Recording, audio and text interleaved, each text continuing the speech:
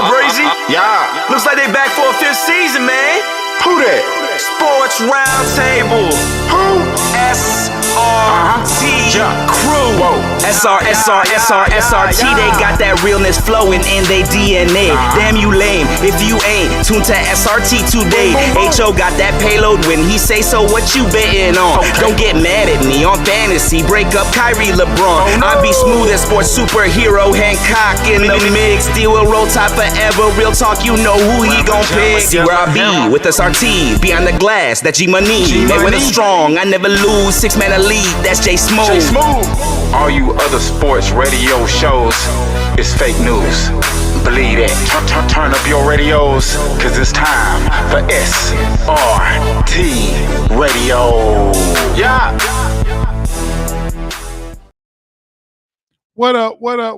It's Sports Roundtable, and we're live from the virtual studios overlooking the virtual social media. I am your humble host, H.O. from Bankhead, and it is that time to take you around the world of sports as the SRT crew is in the building. Well, I'm just in the building right now, but waiting on my main man Hancock to come through so we can go ahead and give y'all the dish around the world in sports as we know it. So just bear with us. We got the Falcons report. I'm sure y'all looking forward to that. I know, Dez, you be looking forward to Smitty coming on and see what he got to say about the Dirty Birds and the Atlanta Falcons. The Atlanta Falcons are 4-2. Going into week number 7, who would have thought that this would be a 4-2 team after what we saw the first week? Yeah, man, I can't wait to the Smitty come on and he go talk his talk. And yeah, it's gonna be very, very interesting to see what Smitty has to say about the Atlanta Falcons. What's up, Marley? What's up, Dez? Waiting on my main man Hancock to come through. Not sure if D Will coming through this today. As you see, Alabama had another tough game. It was a bit of a tough game for Alabama. They squeaked one out against South Carolina. Yeah, boy. Yeah, the pressure mounts. I don't know if is it more pressure in Alabama or is it more pressure in Dallas with the Cowboys. Ooh, that's tough.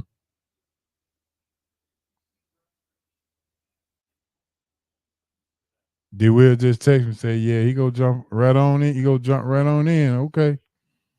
Yeah, we got to talk about it. And also, while we're waiting on him, me and D Will, we go jump and talk about the NBA Hall of Fame introductees as I sip on my coffee in my SRT mug.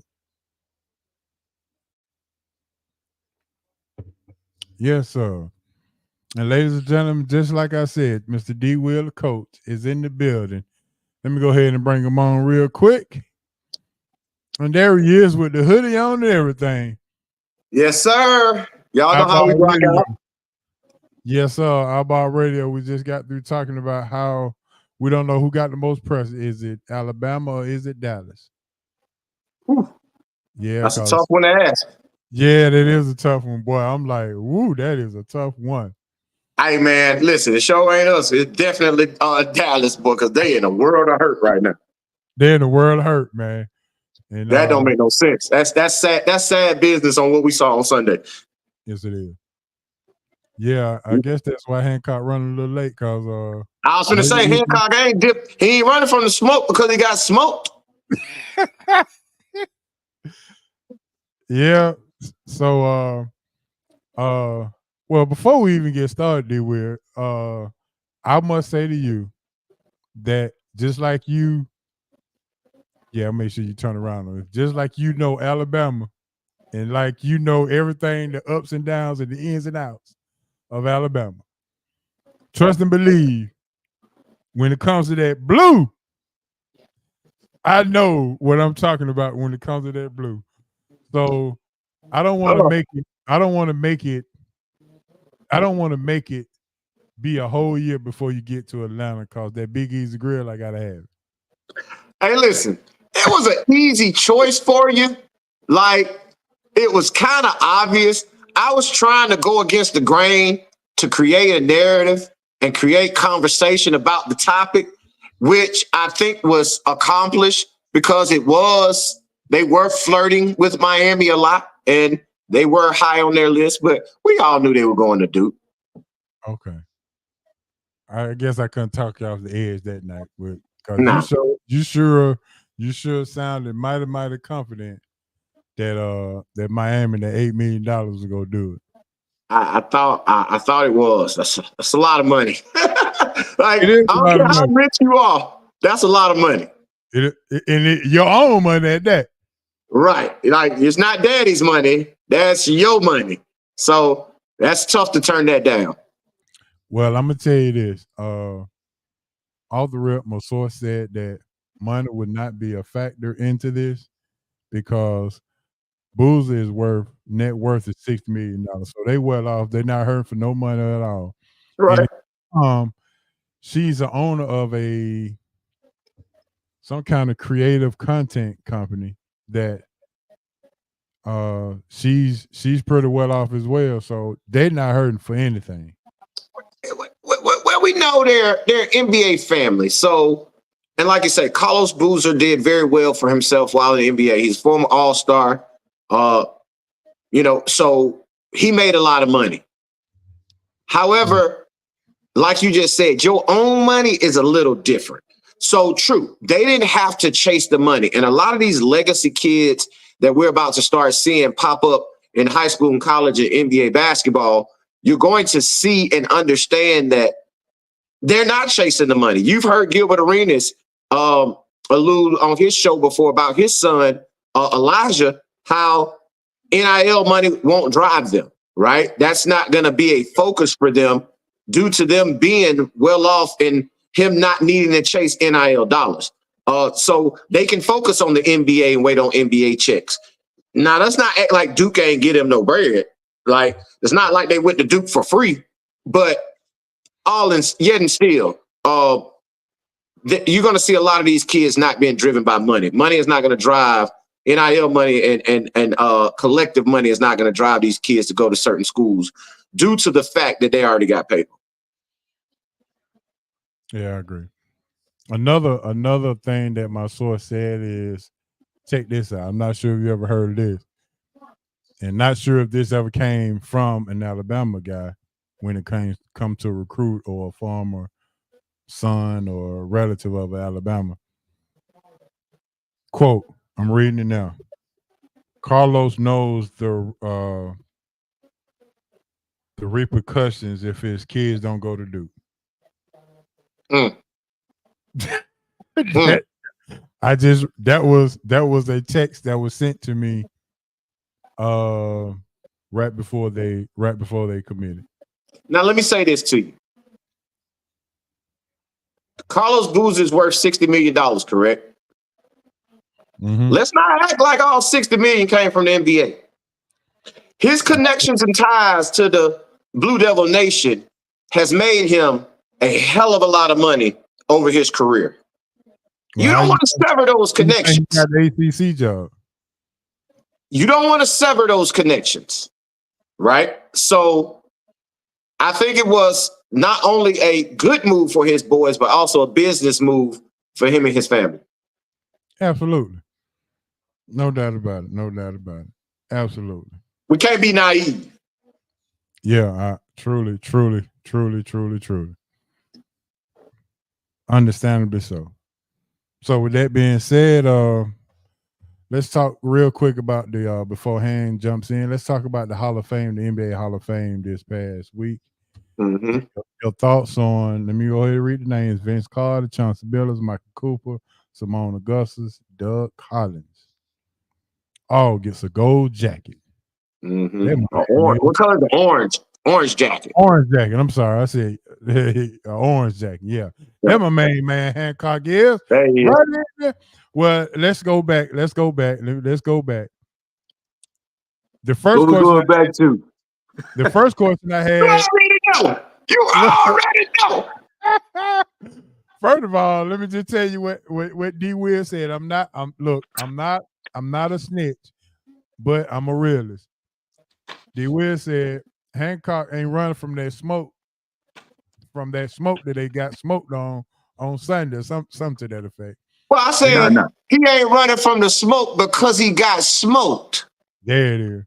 Yeah. Well, So they put you in the pack and rolled you up, man. They had that cowboy pack burning good. Hey man, look, I have nothing I can say to support my boys. I'm still riding, I'm still flying my star. But man, I'm so over what my team has done in the off season and what they're doing now. We aren't good at any phase of football except the kicker.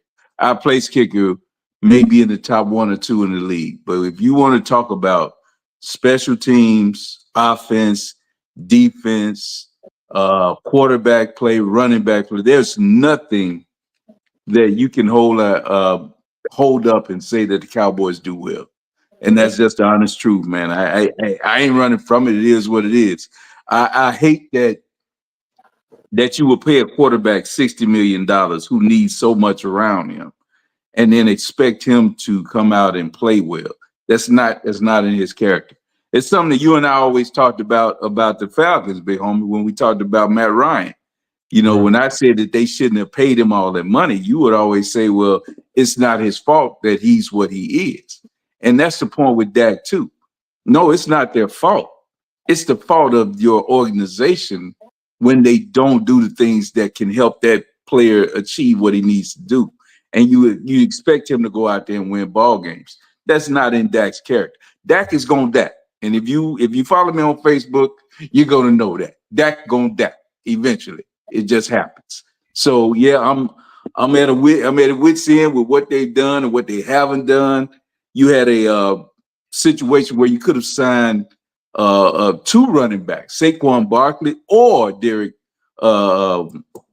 Derrick Henry. You didn't try to sign either. You didn't sign any big fat boys in the middle to stop the run. You got to be able to anchor down in the center of your defensive line. You got to have guys in there that will not be moved and that will keep your linebackers clean in the run game. We saw Ray Lewis go sideline to sideline, but the reason he was able to do that because he had fat Saragusa and Noda and those people to keep him clean. We're talking about one of the greatest middle linebackers of all time, but he would have been neutralized had you been able to get out and block him with guards, with fullbacks getting out on him, but they kept him clean. And I don't know what scheme we're running as a team, as the Cowboys, but it's horrible. It is horrible, and it's a bad situation. And until Jerry gets his ass out the way and allow somebody with a football mentality, hopefully, I'm gonna be honest with you, I hope he gives Belichick a chance coming in. Because that's the only thing I think that will get us back to playing football. You can say what they want about Belichick, but I promise you, he'll come in and change the organization to where it's a football organization and your owner ain't out there like Puff Daddy out there in the videos, as my boy used to say. If you want to come to an organization where your producer ain't out there always in the videos, come to Death Row. I need somebody to come to Death Row, baby. It's ridiculous what's going on. Jerry playing Puff Daddy. I didn't call him Diddy. I called him Puff Daddy. But I need him out the video. Yeah. I need him out the video. Yeah. He's Puff. He not Diddy. Not Diddy. Exactly. He the party, not the freak off. That's what I'm talking about. You got me, D. Will. You got me. Boy, y'all boys a trip. Hey, it's the truth, man. It's the truth. All right, we got Smitty coming on in about 7:45 hands, so you can get your questions ready. Okay. He 4-2. The Falcons 4-2. So hey, they have dodged some bullets and they've done what I said again. They've done what they needed to do to win. Hats off to them. Hats off to them. You are who your record says you are. Exactly. If that can that, then the Falcon go Falcon. So I mean, I do understand. I mean, we done seen this part of before. Maybe the Super Bowl being here in the 28 is something that they could feel good about or whatever the case may be. But real quick, let's go ahead and jump into some hot news. The hot news sponsored by Big Easy Grill, 1193 Collier Road. The place the D will be taking me for losing the bet because the Boozer Boys went to Duke. And he said they were going to Miami. But anyway, Big Easy Grill, 2 bites, get rid of 1 shrimp. Big Easy Grill, 1193 Collier Road, the best Louisiana seafood spot in town. Maybe the region, maybe the South, to be honest with you. Go on over there and see. $25 or more, 10% off. Just mention SRT or Sports Roundtable. And October the 26th, fella, we trying to band something together. Me, Coach, and all the rest of the podcast content creator guys trying to get on over to the Big E's and watch some football and do a Saturday pop-up live show or something like that. But anyway, first thing we're going to talk about here, we was talking about the NBA Hall of Fame inductees. Okay. We got my main man, Vince Carter, Mr. Dunk himself, Big Shot, Chauncey Billups, Michael Cooper, Simone Augustus, and Doug Collins, who never could get Michael Jordan over the playoff barrier. All right, dude, we're going to start with you. Your thoughts on the inductees and how you feel about everybody who got in with the orange jacket. All right, I'm going to start off at the bottom of that list where you named Doug Collins, well-deserved. Played in the league, coached in the league, has contributed a lot to the game of basketball because understand the Basketball Hall of Fame is just that. It's the Basketball Hall of Fame. It is a collective of what you've done over your career for the game of basketball. And Doug Collins played a huge role in where the game is today. And he is well-deserved to be making it into the Hall of Fame. Same for Simone Augustus. Simone Augustus was one of the first hoopers we watched on the female end that really, really, really moved and played with a swagger like a male, right? Like, you know how sometimes females got the little hitch in the shot. They may have the little hitch in their gait when they run. They may not have the quickest feet laterally. She was one of the first players when the WNBA jumped off that you saw that was a long, rangy wing player that could put it on the floor and really had fluid movement like a male playing the game. So, of course, she's one of the greatest WNBA players to ever touch a basketball, and also is well deserved. So let me get to the top two, the two headliners in this class, which was headlined by Vince Carter and then by Chauncey Billups. Both of those guys, I got stories about them, and because they were in the class of 1995, coming out of high school, which my brother was in that class, and all 3 of them were top 10 players in the country. So, like, when we used to travel around when Brian was doing a bunch of the All-American games and things of that nature, we always ran into Vince Carter and Chauncey Billups. And a lot of the times we were on planes with Vince Carter, with him coming from Daytona Beach, coming up to where we were going. A lot of those connecting flights came from when we used to fly out of Atlanta. We would meet Vince Carter and be on the plane with him. So we really had some time to get to know him, and him and Brian really had a relationship. But to watch those two guys and seeing them back in 1995 at the Magic Round Ball Classic, Chauncey Billups didn't play because he had the shoulder injury, but just watching Vince Carter, man, do what he did and seeing him in person as a 17, 18-year-old back then was remarkable to see, and to be able to follow his career throughout his NBA journey over 21 seasons is commendable, and he should be the headliner of a class. Now, Chauncey Billups had a career that should be marveled, man, and I don't think he gets enough respect when it comes to the talks to all-time greats. He has the championships. He has the all-stars. He has the winning mentality. He did a lot of big things. He has the quote-unquote Heisman moments, hitting a ton of big shots over his career that will be cemented forever. But just to watch those two come in, knowing I saw them when they were in high school and watched their careers through college at North Carolina and at Colorado, to see what they turned into once they got to the NBA to now be Hall of Famers was very commendable and nice to see. All right, Mr. Hancock, the professor, what you got?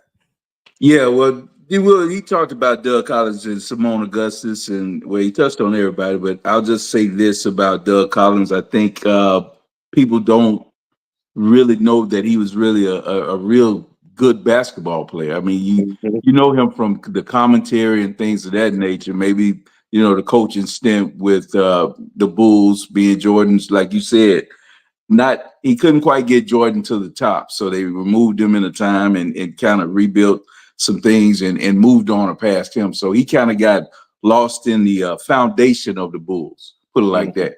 But he did help them, you know, kind of ascend to that. Simone Augusta speaks for herself. Like you said, D. Will, had she been in an era now, she would probably be, you know, looked upon more, especially with the eyes that the WNBA has on it now, but a Right. dominant player throughout her career. Then in talking about Chauncey Billups and Vince Carter, I agree with what you said about Chauncey. The thing about it is there was no flash and dash. You know, there were moments, but he didn't have the flash, the behind the backs. He was a steady, you know, a defensive, tough, grinded out type player that came up and made big shots. You know, hence the name Mr. Big Shot. You know, making those clutch shots in big moments. So that will always be in his lore. The thing about Vince Carter is I love the ability. I love what he could do with the basketball. And I always question, though, where the mentality to dominate people was at. I didn't see that in his career. I thought he was a great basketball player. I do think he's a Hall of Famer. But the reason that he's not mentioned with Mike and Kobe and people of that ilk is because he's a nice guy. He played nice almost. You know, his athletic ability it outmatched Mike or Kobe. If you put them athletically, there was no question. Vince Carter's way more athletic than those guys. But I just don't think, I don't know if he had the dog in him, D. Will. I'm just going to be real with you. I completely agree with you. But Hancock, it's the man's Hall of Fame induction. Can we not bring up his flaws when we're talking about the man during his Hall of Fame? And listen, I agree with you. Vince Carter is probably one of the biggest underachievers in NBA history due to ability. But can we not talk about that right now? You're right, D. Will. You're right. My bad. My bad. Vince Carter. That man like that. Bona fide Hall of Famer, great basketball player. And you're right. We should not. I'm acting like somebody else. I apologize, D. Will. I'm wrong. I know who you're talking about. I'm wrong. Congratulations to one of the great basketball players that we ever seen on the college level and the NBA level. And high school. Don't leave us high school, because, man. And high school. No doubt. He was because like you say, the Basketball Hall of Fame is a collection of your career. He's done it on all three levels at an extremely high level, right? Exactly. And he half man, half amazing. He brought in the Nike Shocks, right? He built the franchise in Toronto that was not there and was irrelevant when they got there. He turned them into a relevant town, a relevant basketball. Listen, it was people don't remember. It used to be two teams in Canada when they first got their franchises. Only one lasted, and that was because of Vince Carter. Right. And you're right, D. Will. The reason that if we look back at the boom of Canadian basketball is because of Vince Carter. Oh, yeah. We look at what's happened. All these guys that come out of there, the Shea Gilgeous, all those guys that come out of Canada now are a direct reflection of what Vince Carter meant to that, to that area. So I tip my hat to him. Yeah. How many is Shea? What's the boy? Jamal Murray. Yes. Andrew Wiggins. JR. RJ. From Canada? All those guys. RJ Barrett. Yeah. RJ Barrett. Like, it is and if you ask those guys what made them fall in love with basketball, every single one of them say Vince Carter. Yeah. Because that was their hero in Canada when it came to basketball. Like you say, he kicked off a level of basketball in Canada now that we're seeing permeate in the NBA. Exactly. So Steve Nash can't get mad then, right? There's no need for him to get mad. Well, he didn't get in? Well, no, I'm talking about the Canada talk. Oh yeah, no. Steve Nash is not Canada. People don't even know he's from Canada. Oh, okay. All right. Yeah, Well, he no went to sense. Santa Clara. We thought he was from California. All right. Hey, Let me see. Marky, we hadn't talked about the Watson conversation yet, so hold tight. We go get there. And yeah, I should have had Maurice on tonight. Journeyman to MVP finals. Johnson Billups. Yeah. Absolutely.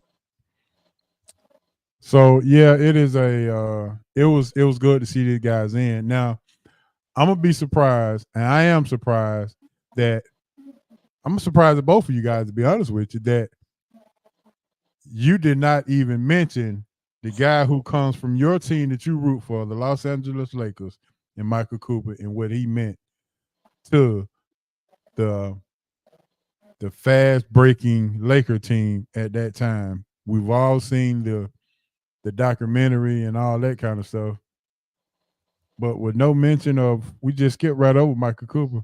Anybody want to roll back and hit Michael Cooper? I'm sure you do, Han. Yeah, well, I mean, Michael Cooper was one of the first guys that was a defensive specialist that was on the scene, that we knew what his role was. He was to come in and take the best offensive player on the other team. And his offense kind of was a bonus. You know, he started to make the open threes. You know, that was a bonus. That was like gravy with the meal. You didn't pay for it. It was just something that came with the meal. You could dunk your biscuits in. But his thing was to run the break, get on the wing, and receive passes and finish dunks and highlight reel dunks at the rim from Magic. But his main focus was to go out and defend. And he did that. He was not really a big guy, especially his physical size. What did he stand for? About 6'6", maybe, I man, I believe. thought he But was around 6'4". yeah, Honestly, and I might have been stretching it, what I'm saying. And he might have been listed at 6'6", but I don't think he was that big. And he probably about 160 pounds. So again, I the mean, damn seriously, if top. you look back at those rosters, those are some real lean guys, man. Right. So him going up against the Birds and going up against those guys that were, remember at that time, that forward position with Bird and Neek and people like that, you had to guard. That's where the fire was. And so he had to go out and play those guys, even playing the big guards or guards in the ilk of David Thompson. He go out and try to defend those people. You know, those were his matchups. So well-deserved. He's kind of lost in the shuffle when we talk about Showtime. You know, people that, you know, watch that era know him, but when you think of Showtime, you only think of three people really in Showtime, and that's Magic, Kareem, and Worthy. That's really all that you really think of as Showtime. But Cooper was definitely a big cog in that run. So well deserved. I'm happy for him. Happy to see that he's been recognized as a Hall of Famer. So congratulations to Michael Cooper. Ain't that But listen, got 5 in there now? 5 from that group. Well, I think, let's see, Magic's in there, Kareem's in there. Where is Worthy Hall of Famer yet? Yeah. Okay. should be. Where's the Hall of Famer? And off that team, McAdoo's a Hall of Fame, but he didn't go in, I don't think, as a Laker, but he was Michael on that. Thompson's in. Who's in? Michael Thompson's Thompson. in? Yeah, Is he? he should be. If I ain't mistaken. Okay. Well, I didn't know Michael Thompson got in, but if he might did, be. that's I awesome. might be wrong. So Yeah. I'm trying to add him. Byron Scott not in? Nah, B. Scott's not in. Okay, well, yeah, probably only 4. Yep. Yeah. But listen, Michael Thompson's iconic in the game of basketball for one reason and one reason only. Them damn socks.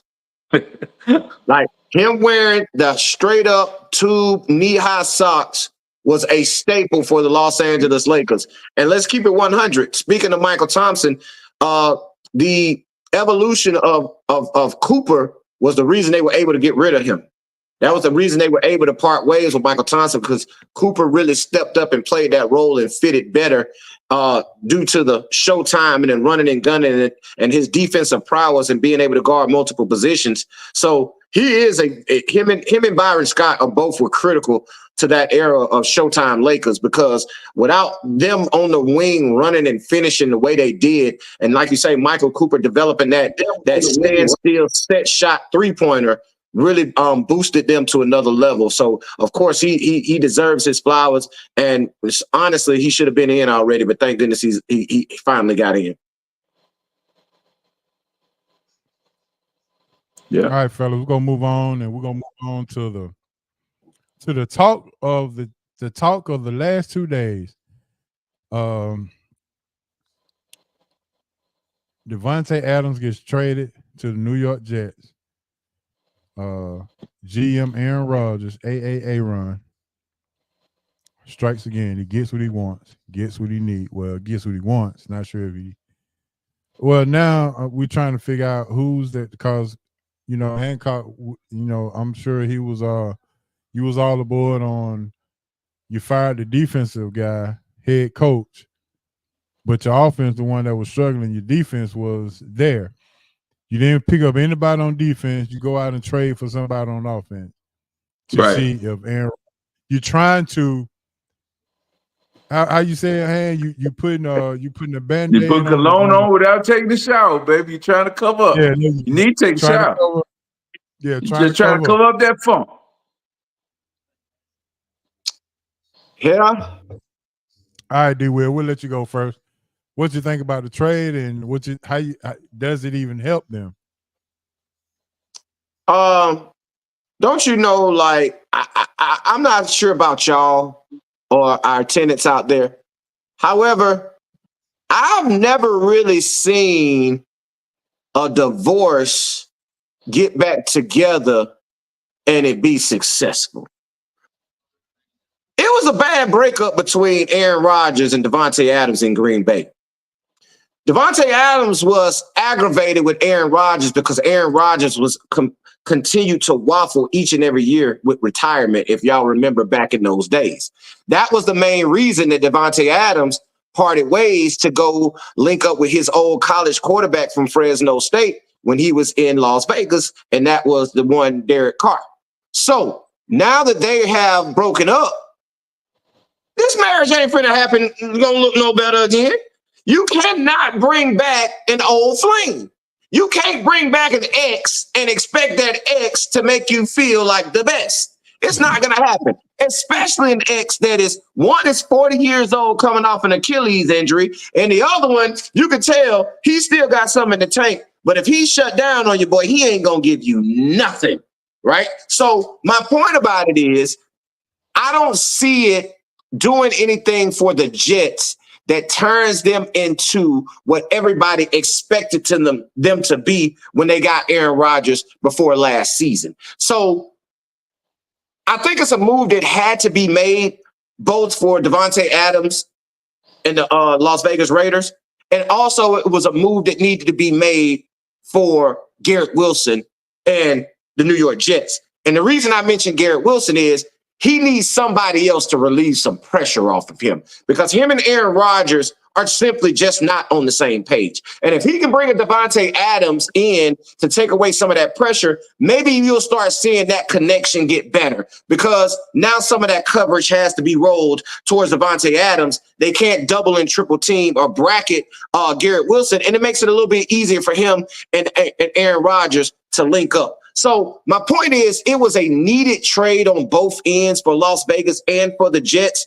To say who won the trade, I think, is a future aspect. If this turns into wins and a AFC championship appearance for the Jets, then the Jets made the right move. However, I don't see that happening due to you ain't finna make no old marriage work again. That's just my opinion. Boy, D. Will said a mouthful on that one. Han, not sure if you can. I don't know if you can. What they call in spades. Not sure if you can trump that one. Yeah, I ain't gonna Trump because I don't want him to win the election anyway. But we ain't gonna even talk about Trump. When I look at this, D. Will, and I look at what's going on with the Jets, besides week 1, haven't given up over 24 points in a NFL game. The issue has been they haven't scored. You know, and that's been their issue. They scored 17 points in week 2, 3 points week 3, 9 points, 17 points, and 20 again last night. I mean, what Monday was that? Monday night? Yeah, whatever. And the thing I'm thinking of when I look at Devontae, and I do understand what you're saying about bad marriages and whatever, but I think that Devontae was given the heads up by Aaron to let him know, look, man, I'm not going to be around here. You know, you might need to go ahead and do what you got to do to get out of here if you want to go back, because I'm not staying around here. I passed this year. When I play out this year, my contract, remember, Devontae left the year before Aaron left. Yep. So I think he gave him the heads up saying, look, man, go get your money because I'm not going to be here. And, you know, if you're not, you know, I think if Devontae knew what love was going to turn into, I think he'd have stayed there because that would have been a great situation for him being, you know, there for love.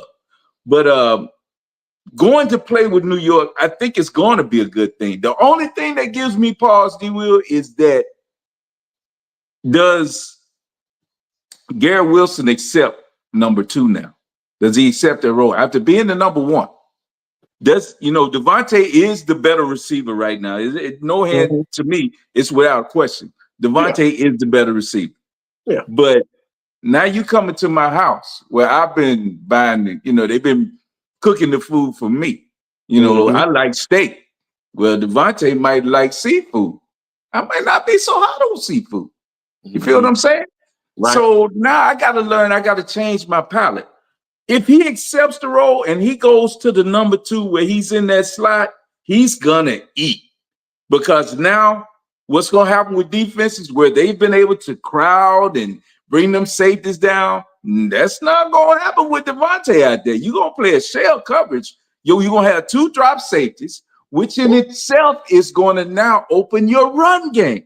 The Jets have 2 nice running backs. They just haven't had enough room to run. I think this, if they play it right, and if, like I said, if Garrett Wilson accepts his role and goes to that number 2 willingly, he's going to get now not the number 1 DB on the other team. He's going to get that second DB. He's going to get a nickel to come in and get on him sometime, and he's going to fry them. But he's got to be willing to accept it, because if he does, they're going to thrive. And the back shoulder phase that Devontae, that he and Aaron Rodgers have and perfected, they're going to eat with that. I'm telling you, if they line up man on him and he can't get over the top, he's going to back shoulder them to death, because they have a chemistry that is not, it's not going to be matched. I'm telling you, they're going to be fine. I think, honestly, they'll score in the 30s now. If maybe not next week, but the next couple of weeks to come, if that offense puts up 30 points a game or close to it with the defense that they're playing, it's going to be hard to beat, D-Will. I'm telling you. I just think that this is a help. And we'll see, like I said, now everything's expanded. Your tight end is going to get better. Why is your tight end better? Because now everything, when we come every week, the first thing defensive coordinator got to say is 8 and 17. Those are the guys we got to stop.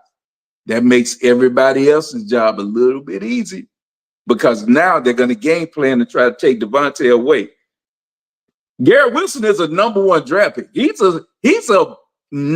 better than an average wide receiver. He can ball. I'm telling you, you got Breece Hall in the backfield, top 5 to 7 back in the game. I think they got the makings. I just think right now, a couple of weeks in, that's why I don't understand why you got rid of Saleh. It wasn't about Saleh. The defense was fine. And they got out of the offensive coordinator that they were using. I think they're going to be fine. I'm telling you, I watched the Jets. I think they're going to turn, because they lost. Well, you got to give Buffalo some credit too, because they made a big move today too, getting Mari Cooper. So I think those 2 teams now will take off a little bit better. But I like what the Jets did. I think it's going to be okay, D-Will. We'll see. We'll see. All right, Han, guess who just showed up in the chat? Who in the chat? I just put it up on the thing for you. What up, cuz? There you go. Boy, I'm telling you, my Memphis people turning out. Represent, baby, M-Town. Yeah, look, when Ball and G got they street name after them, it's time to turn up. There you All right. go. Before Smitty come on, we got to jump into this. What's wrong with Deshaun Watson? I know Boy. Mark had been waiting on Nelson. I'm pretty sure. Hey, you must have gave him the heads up that we go be talking about his team. I always let him see the call sheet before I leave. He sees it. There you go. All right. Well, it is time to talk about Deshaun Watson and what happened. Will he even finish the year in Cleveland? Because rumor has it that if they trade Myles Garrett, Deshaun Watson will be a throw-in. Like you got to take this contract with you. I don't know if I'm doing that. Nobody. I'm just. All right, D. Will, what you got? Deshaun, that was one of your guys coming out now. It was. You had high hopes for Deshaun Watson, but I did. We all did. Well, he proved that he deserved those high hopes. He showed and proved in his NFL career. Because let's go back to the 2022 season. Deshaun Watson was arguably the best quarterback in the entire NFL, right? And we understand where his career has went due to his off the field issues, and they seem to continue to pop up every now and again. You just see that time off, man. There's no rush to be dust off. That thing need to go be taken to the shipyard and crush it. Like, it's a wrap for Deshaun Watson. That car is no longer moving in the right direction. He gonna get all his money. He was a smart man to negotiate that contract and get that done. He deserves all the credit for that. But Deshaun Watson, as a high-level NFL quarterback, those days are done. And I hate to say that due to his ability and due to his age, he still should have a lot in the tank, right? However, I just think that he's just been hit too hard, y'all. I don't really know how to put it, but he's been hit so hard off the field that I don't think football is no longer a priority for him, right? And I think he's not gonna hang him up because he gonna get that money. But for him to be a starting quarterback in the NFL, I think those days are done. Yeah, I think Bob said it best right here in the chat. Yeah. But Bob gotta understand, when that contract was done and they signed Deshaun Watson, us and everybody else thought that was a brilliant move by the Cleveland Browns, who had stacked up a defense and was coming out of an era of Baker Mayfield where they needed a quarterback. All you heard was all they need is a quarterback to get over the hump. They had a great running backfield, and you thought that Deshaun Watson was the answer. However, it didn't work out. But it didn't work out because of that suspension the first year. To me, he was already out because of the injury. Then you signed him, and then you made him sit out again. And then he got hurt. And then everything, just kept snowballing. I just think Deshaun Watson would have been better smoking weed with Wiz Khalifa than making a sex tape with Mia Khalifa. It would have worked out better. But that kind of he should have just got high with Wiz. But that's what he should have done. Right. Everything that off the field and all that kind of stuff kind of messed him up, man. The massage parlor stuff with the women or whatever coming to that, all that kind of stuff just snowballed, and it has taken so much of a toll on this dude. Football just ain't there no more. I agree with you, D. He's a shell of himself. Yep. And it's a shame because they kind of throw around Hall of Fame kind of willy-nilly sometimes. But dude, if you look at what he was doing early in his career, he was on that trajectory, I think, of a Hall of Fame. So I think, it's just, you can't really say he brought a lot of it on himself, but I don't know, man. It is what it is. All right, Han, I got to hold you right there because I got my boy behind in backstage. He ready to jump on. He said personally to himself that, he said he ready for your questions tonight. He know you got something coming, so he ready. Okay. And bringing him on to the show, My main guy, yes, sir, Mr. 4-2 himself. My main man doing the Falcons report, Mr. Smitty Smith, Antoine Smitty Smith with the Sports Machine. What's going on, Smitty? Hey, what's up, fellas? Yes, Smitty, sir. Smitty. You sounding kind of down. Oh man, it's been a long day, man. I still got another show to do after this, so there you you go. know I'm pushing content on YouTube, so I'm constantly working, man. That's all. Yeah, Hancock said he thought you were running from that smoke. I had to tell Hancock, man. No, I don't run from no smoke, man. Smitty doing some things on Wednesday night as well. So hey, I do understand you're a busy man. And then, look, more than anything, I appreciate you taking the time out to come on here before you do your other show. But we do have some questions. We do have some questions. The first one is the pass rush. Last year you hit it on the head. You said they were gonna get 40. They got 42. This year you didn't make a prediction. Maybe you smelled something in the water. And we are last in pressures on the quarterback. We're last in sacks. And boy, it ain't looking good. Now, 4-2 looks good right now. But the way that we're playing with no pressure on the quarterback, that's not going to win in the playoffs. So we'll start with that. So I'm gonna let you have it from there. With the pass rush, man, they definitely had to make a move. Go out and get a guy opposite Matthew Judon because he can't do it by himself. And also it starts in the interior defensive line. If they're not getting any push up front on the interior of the line, it's going to make it complicated for the edge rushes. And Lorenzo Carter, man, I've been saying it for 2 years now. He just isn't making a difference as a pass rusher. He's a decent run stopper, and he's good at setting the edge. But when it's getting out to the quarterback, and you saw it Sunday when he missed that wide open sack, he just not that guy to go out and get sacks. Arnold Ebiketie, a second-round pick, he showed flashes, but he just hadn't turned that corner. So now you have to go out and get a veteran and fix this situation because that could be the difference between you making a deep playoff run and you going home early. Because if they can run the football, sure enough, they can control the clock. They can make plays on offense. But in the playoffs, you got to get out to the opposite team's quarterback to keep them from making plays. So pass rush is a must right now. A couple of guys I would be looking at. Myles Garrett is one. Cleveland may be busting that team up. Michael Parsons, he may be the odd man out in Dallas. Zadarius Smith, he could be another one. So, I mean, there are pass rushers out there, and there are second-tier players as well. So it's going to be a pool of players for you to make a move. It's just will they take the chance? All right, Smith, I think that message is up there for you, not for us. I think that message is up there for you. So, Bob. Hey, man, look, Bob, I love you as all I knows, but y'all can't stop the run, and last week proved we can run.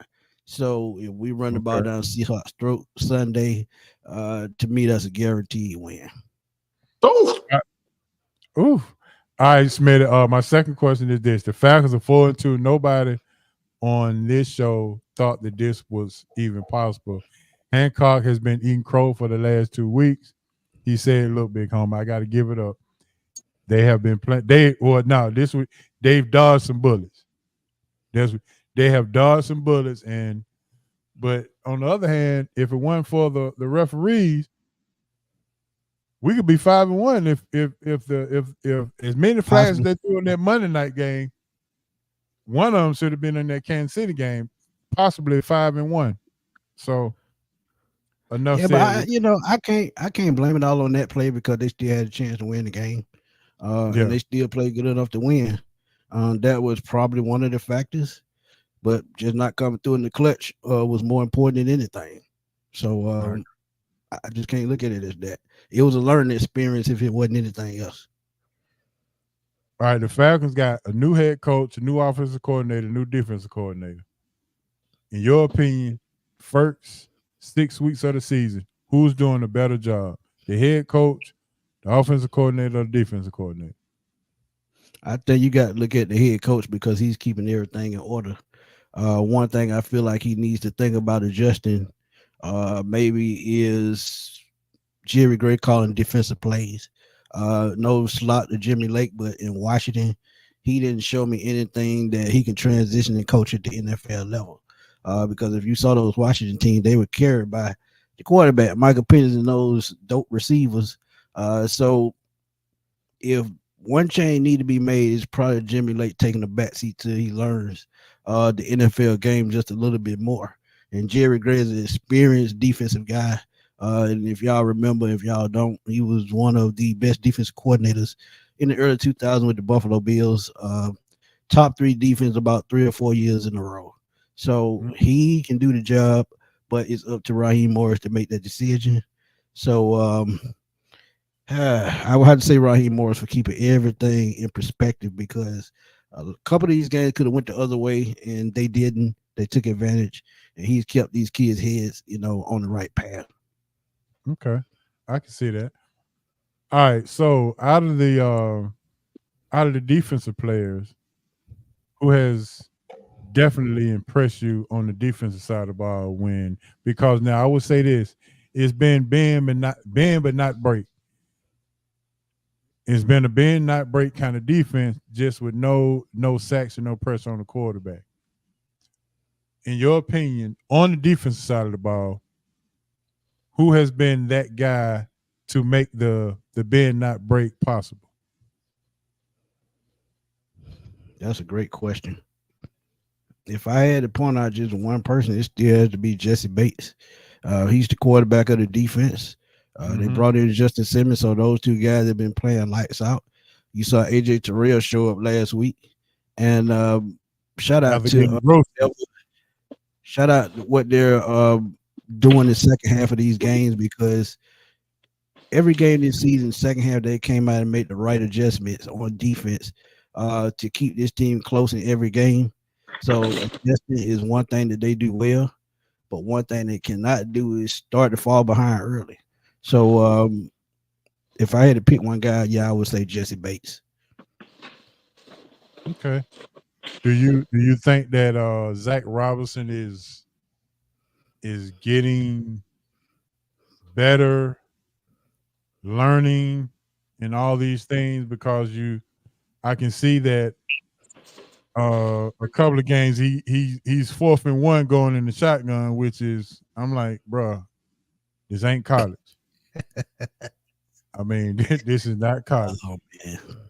So talk to me about Zach Robinson and his bumps in the road in his first year calling plays in the NFL. Over the last 3 weeks, Zach Robinson and Kirk Cousins have went back to the film room, back to the drawing board to see what works. You see the chemistry starting to come along between Cousins, Mooney, London, and even Pitts. So they're working together in the film room and on the practice field to get a rhythm going, and that's what you're starting to see with rhythm. Last week, or the week before last, he had 500 yards. You saw him and these wide receivers on the same page the entire game. Last week, they did not have to carry him. So last week, you get the run game going. So now you're starting to notice a little bit of balance. So when you have balance on offense, it's hard for any team to beat you. So now I feel like Zach Robinson is starting to get a little bit of feel of how to have a balanced offense, and that's going to be key going forward.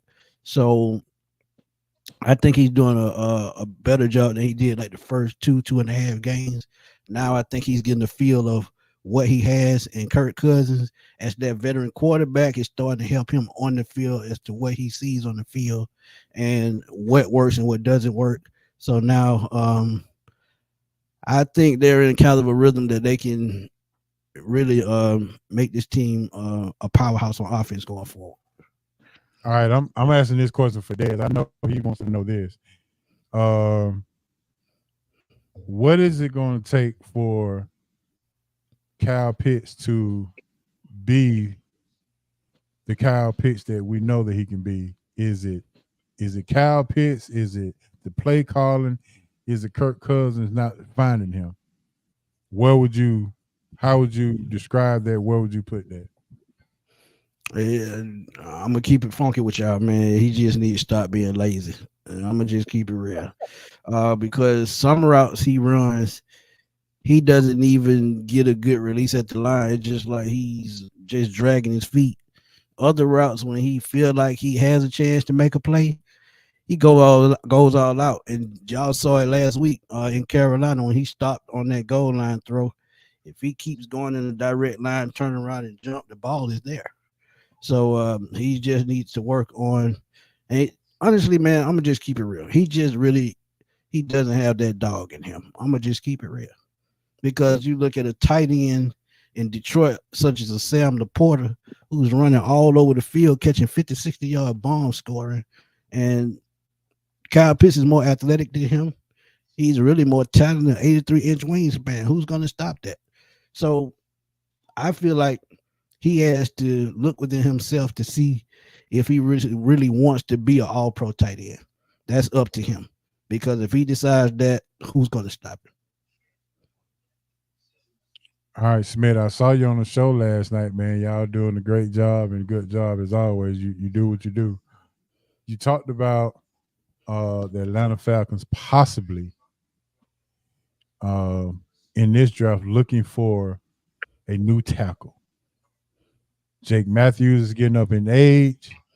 McGarry is not where we think he should be. You have that left-handed guy on the sideline waiting to get in the game. So if you do go tackle, do you go left tackle, right tackle? That's a tough question, but I will have to go right tackle because Jake Matthews is on the books for 2 more seasons. So you go out and get that right tackle because by the time Matthews leave, Penix is going to come in, and that's going to be his blind side. And you also have to remember, if you want to go guard, you can go guard because Bergeron it was a tackle in college, so he can convert into the left tackle. So I would go right side, honestly, because Penix is the future, and he's a left-handed quarterback. But honestly, we don't know about McGarry because the last 2 weeks he hadn't looked like cinder block foot McGarry. He's looked like an offensive tackle. So we'll see how it plays on the water boys, so they call him coleslaw because that's the size that nobody wants. Yeah, trade them crazy, man. Yeah. They have a chain. All right, so I saw you put up a poll the other day, last night, but I want to pose this poll for you. And I asked Hancock this last week while we was talking. Now, just imagine this.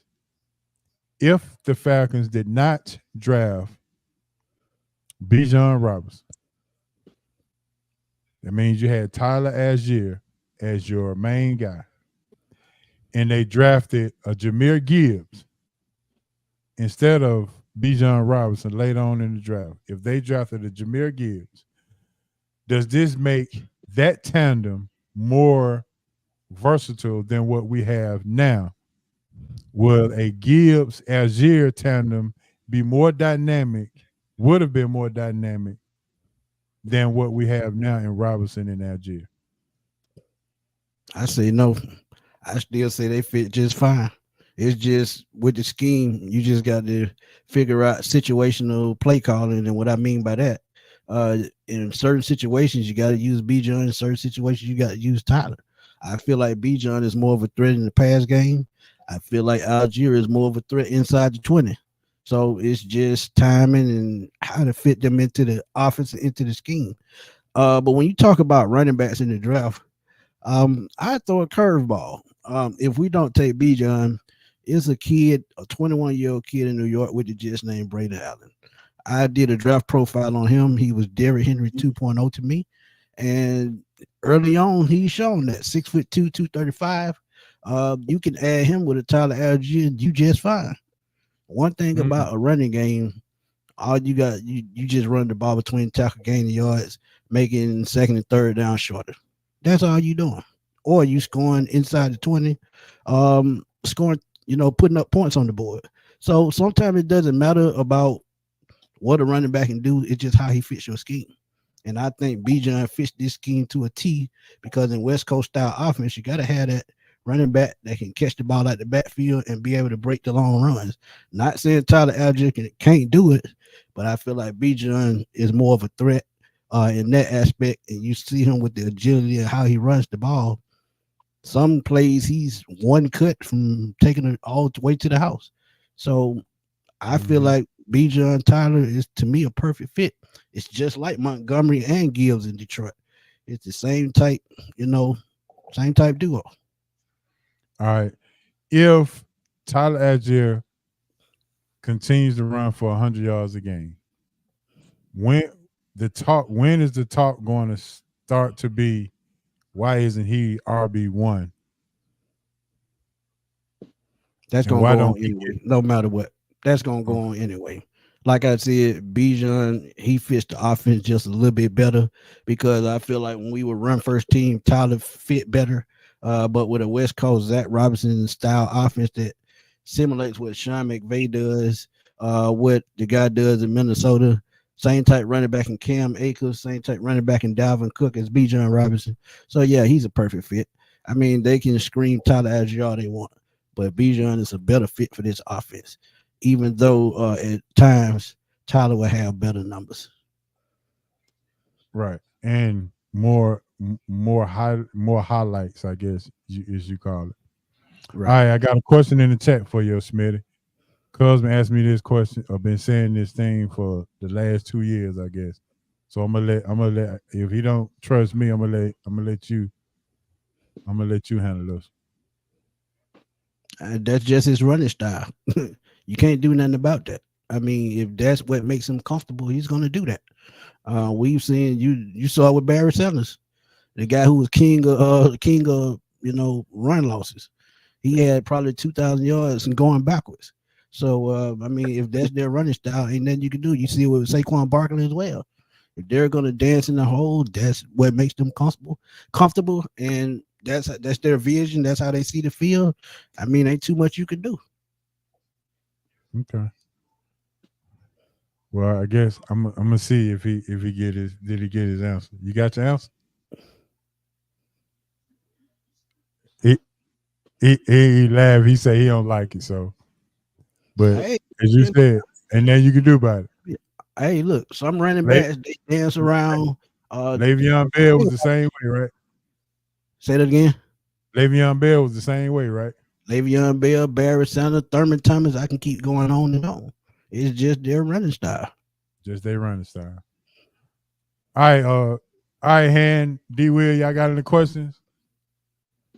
I don't really have any questions. I just want to see what Smitty feels as far as these first 6 games. I know you're a Falcon fan through and through. I had no problem with that, but I just want you to keep it real with me. Oh, you know, I'm Water Sixes level.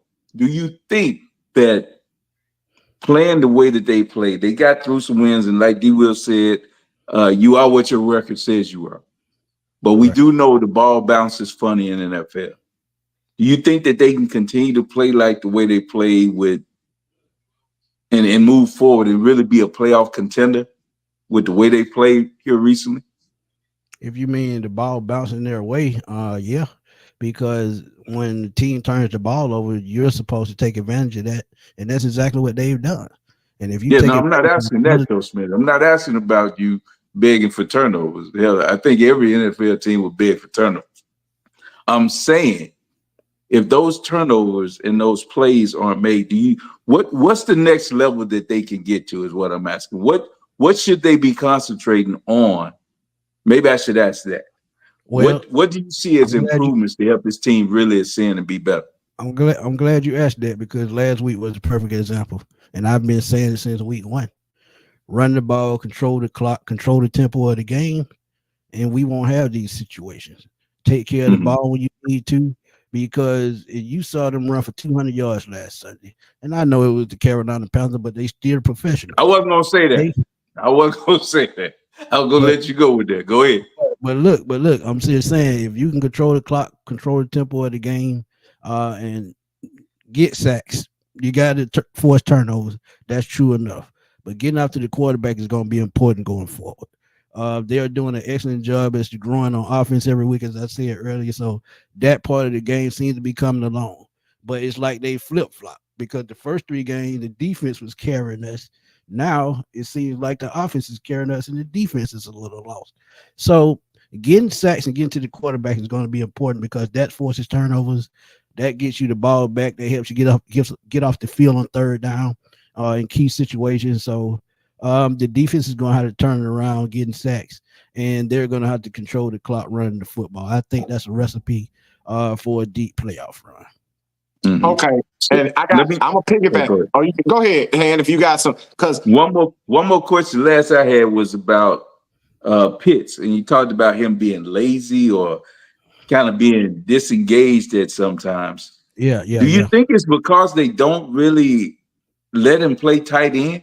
I mean, his That could matchup be will it. be great against linebackers and safeties, but when you try It's, to move him out against corners and things of that nature, he kind of loses his advantage that he has. To well, me, not I really. think He's 6'6". put him in the in. Go ahead. I'm sorry. I was just saying, leave him in line to where the I agree. matchups I dictate agree. his advantage. You know, speed wise, agility wise, it's going to be hard for those guys to deal with him. But that's just what I'm saying there. But go ahead. And agree. I agree with that 100%. I even said that on the show recently. No, okay. And I'm going to allude back to Sunday when they had another tight end on the field and Charlie Warner. When you run a two tight end set and you got that block on this side, that opens you up on this side to get more direct into the passing game. So now they have to figure out what type route they want him to run in line. He can play slot too because he still lines up against linebackers, safeties, and corners, slot corners in that position. But lining him up at the X is a big mistake because not only he has the speed and he has the agility to hang with that cornerback, but he doesn't have the mindset to hang with that cornerback. So when you line him up, like you said, against linebacker and safety, he has a clear advantage. And I think they need to start taking advantage of that against Tampa and against New Orleans. And even last week against Carolina, you see them do that. He starts to attack the middle of the field. And I said that I think week one with y'all, if he controls the middle of the field, they control the football game. So if they continue to do that, oh yeah, it's it's pick your poison. all right, I'm gonna ask the hard question and straight to the point, because Smitty, you know that's how I do. I need to know. Oh yeah, I know. Can the Falcons continue on the track that they're on, win the division, and compete to get to the NFC Championship with Kirk Cousins as quarterback? Absolutely. Because like I just said, they run the ball very well with those two running backs. That opens up the play action. That opens up the no huddle. He runs both of those to a T. So you see the chemistry with Darnell Mooney taking shots downfield. I said he was going to be the vertical threat. He's been that. He's growing more and more with Drake London. You see him making 12 catches, 8 catches. He's putting in work. You see Kyle Pitts in this offense growing every week. So he's starting to get chemistry with these guys going forward. If that gets stronger, it's going to be trouble for anybody in the NFC. And I've said that. So look. So are we leaning towards a 2016 run? I said that at the beginning of the season, Super Bowl or bust, and I'm gonna stand by that. Super Bowl or bust. Woo. How much fire or how much is there any fire to the smoke I'm hearing about them trying to acquire Max Crosby? I got to talk to some people before I confirm that. I got insiders I talked to, so I had to get back with y'all on that. But I put out a video on that yesterday, and I think that would be a hell of a move. And Nah, I agree. That would be a hell of a get. Like Stan Kroenke said, damn those picks. Go out and get what you need. As we talked about, HO, and you know this. If Michael Penix is the future, you got to have that game work on the other side of the football. It's just no way around it. And if you look at what they have right now, the only two defenders that passed this year, Jesse Bates, AJ Terrell, Justin Simmons 1 year, Matthew Judon 1 year. You don't know if they're going to come back. So why not go get that impact player right now? So if one of those guys leave, you'll still have Max Crosby along with AJ, along with, Jesse Bates. And I'm going to just be real. Grady's not looking like Grady right now. I don't think he's healed from that injury. And it's going to take him time to get it going. But Max Crosby could be the game changer we need, or Myles Garrett could be another guy. Myles Garrett is younger, he's cheaper, and he has 92 and a half sacks in 8 years. Which would you prefer, Garrett, Crosby, or Parsons? I would say Parsons because Parsons fits a 3-4 a little bit better than those guys. Both of those other two guys are really 4-3 guys, but Myles Garrett is athletic enough to adjust to being an outside linebacker. Max Crosby, his motor is relentless, and that's what I love about him. He reminds me of a guy named Patrick Kernan who played for the Falcons back in the day. But if I had to choose one, it probably would be Garrett because he could adjust into being a 3-4 guy. Well, let me ask you this, Smitty, since we on the topic of it. It seems like you're saying that the Falcons are buyers right now. They're heavy buyers and they're in the market. They have to so what would be your level of disappointment if no moves are made and they're not able to land one of these key guys that we're speaking of right now? Do you still think they're competitors if they don't land one of these guys? Let me say this first. It doesn't have to be a key guy because I look at guys like Josh Uche in New England, who's a 3-4 guy, had 11 sacks as a backup, didn't even start the game. So it's guys out there, Zadarius Smith, as I said, he's probably second tier. But if they just don't land one, period, I'd be disappointed because I don't see Ebiketie and I don't see Lorenzo Carter getting the job done on the other side of June. And we talk about why the Falcons don't draft Georgia guys. Looking at Lorenzo Carter, I think Lorenzo Carter benefited out what was around him. That's all. Sometimes it happens.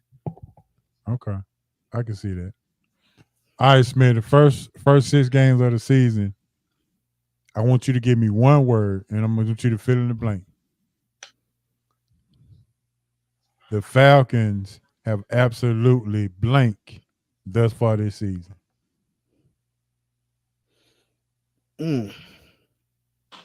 I can't say surprised because I kind of expected it. I would say you expected this? I would say excel. Yeah. Okay. I said it at the beginning of the season. All right. It fits because I can go with excel. Okay, I can go with excel. Good deal. I think they've overachieved. I honestly do, and I think that I put it like this: they have they have capitalized on blunders from other teams on 2 events, and you can all you can do is hope that when the opportunity is presented, that your team arises to the occasion, and they have. And for that I commend them because you look at what happened with the Saints. They gave him a muff punt and a tip ball for 2 touchdowns. That's 14 points. And Saquon, I don't know how he missed that pass, but they should have been running the ball anyway. So that was a gift. And I thought Tampa Bay outplayed them and had a chance to win that game, to be honest with you. So when you prepare and you make the plays down the stretch to win, you have to commend the team that did it. And that's why I commend Smith. I commend the Falcons for that. Because they capitalized on all 3 of those opportunities, and now they're sitting at this nice record instead of with 2 to 3 other losses. So, and that happens all around the NFL. I could probably go down list after list after list and say this same thing about other teams, but we're talking about the Falcons right now. So again, I did not expect them to win. It's been 4-2 record. No, especially out of those first 4 games, I thought they may be 1-3 out of that. And at this point, I thought they'd probably be about 1-4, something like that. So for them to be 4-2, well, I thought they'd be at least 2-4, something like that. But for them to be, at this level, I tip my hat because I didn't see it, Smitty. I'm sitting here and I'll be honest with you. I told Big Homie this. I thought they put cologne on stank because they messed up to me at the draft. And I thought they've been trying to do everything to clean up that stinky mess instead of taking a shower. And to this point, They must be using some real nice cologne because hey, 4-2 you can't argue with. You know, it's a great record right now. But can you really say they overachieved? If they were playing like they're playing right now in those first two games, to me, those were like preseason games because Kirk Cousins didn't play in the preseason. He hadn't played in over a year. So he had to shake off the rest. You saw it in the first game. So you wouldn't expect him to come to this record, what I'm saying. So to me, that's overachieving. When I look at, like you said, he did play in all season. You know, I don't consider Drake. I don't consider Drake London. Yeah, I don't consider Drake London a true number one, but he's playing well the last couple of games. I don't consider Darnell Mooney a legit wide receiver. And also, what's the Ray McLeod? Isn't he on your team? Yeah. Journeyman wide receiver. So when I look at that and I look at what they have, these are not household names. Yeah, to me, they are overachieving. And what Pitts has been since he's been in the NFL, for, you know, I don't see how it's not. To me, they've overachieved. But we've been saying for the last 2 years, we've had the weapons to compete. We just hadn't had the quarterback to get those guys to football. Now you have the quarterback to get those guys to football to make the plays. And it's not about big names all the time. Again, but two of the guys I named, Smith, wasn't even on your team last year. Ray McLeod and Mooney wasn't even on your squad. That quarterback makes all the difference. You can. No, I'm saying, but you said you had the weapons already. These guys that are making plays, I didn't expect Ray McLeod to come in and make big plays. I didn't expect Mooney to make big plays. Who was the kid that made the game-winning touchdown against Tampa Bay? Justin Gage? Kadarius Hodge. Yeah, I didn't even call his right name. Nobody even knows who he is. He been here the last 2 years as a special teamer.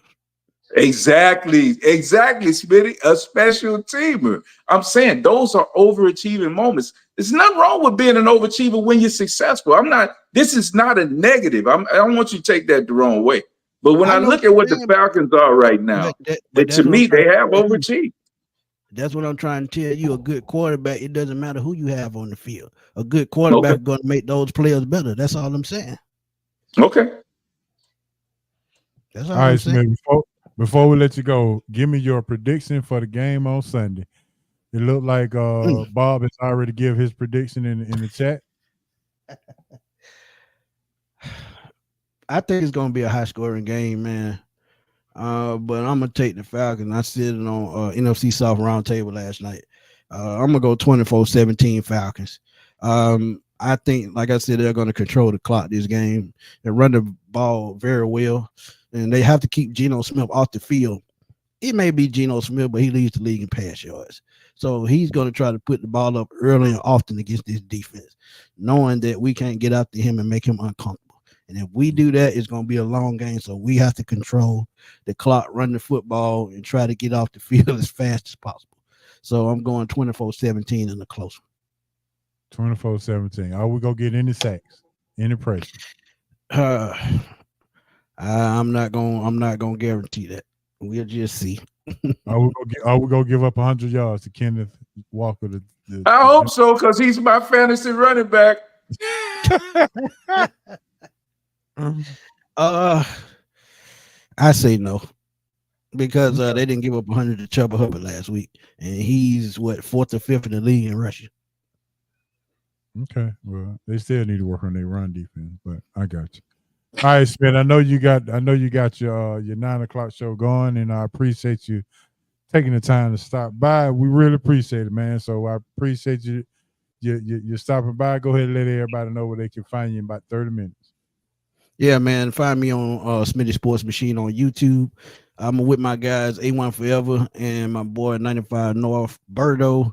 When we're gonna be talking Atlanta Falcons with versus Seattle Seahawks preview show with Seattle Seahawks podcaster Stacey A. Smith, and just come through, man, because we're gonna drop some nuggets for y'all to give y'all something to think about going into Sunday's game.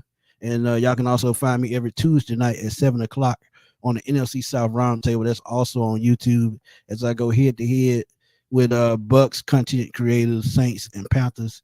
And man, we always give y'all the show and give y'all insight from last week's game and preview on next week's game. So y'all come through Tuesday nights at 7 p.m. You were talking big this Tuesday, then, huh? Oh yeah, you know it. You talking big this Tuesday. All right, Smitty, man, we appreciate it, bro. I got one thing to say before I leave. Right. Hancock, how did Jerry Jones like your birthday gift? That's all I got to say. Lump of coal, baby. There's a lump of coal in your stocking. Man, I ain't never seen that like that.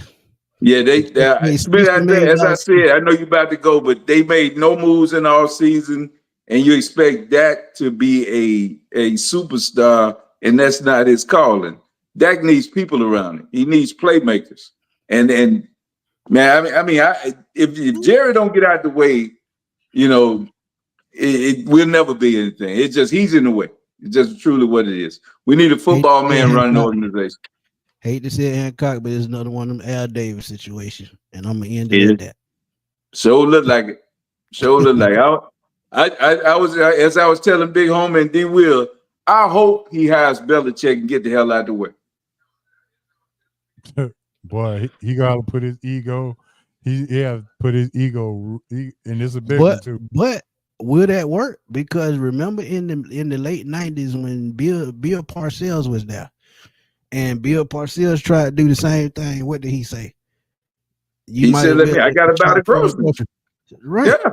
So then that's what I'm saying. Bill Belichick learned up under who?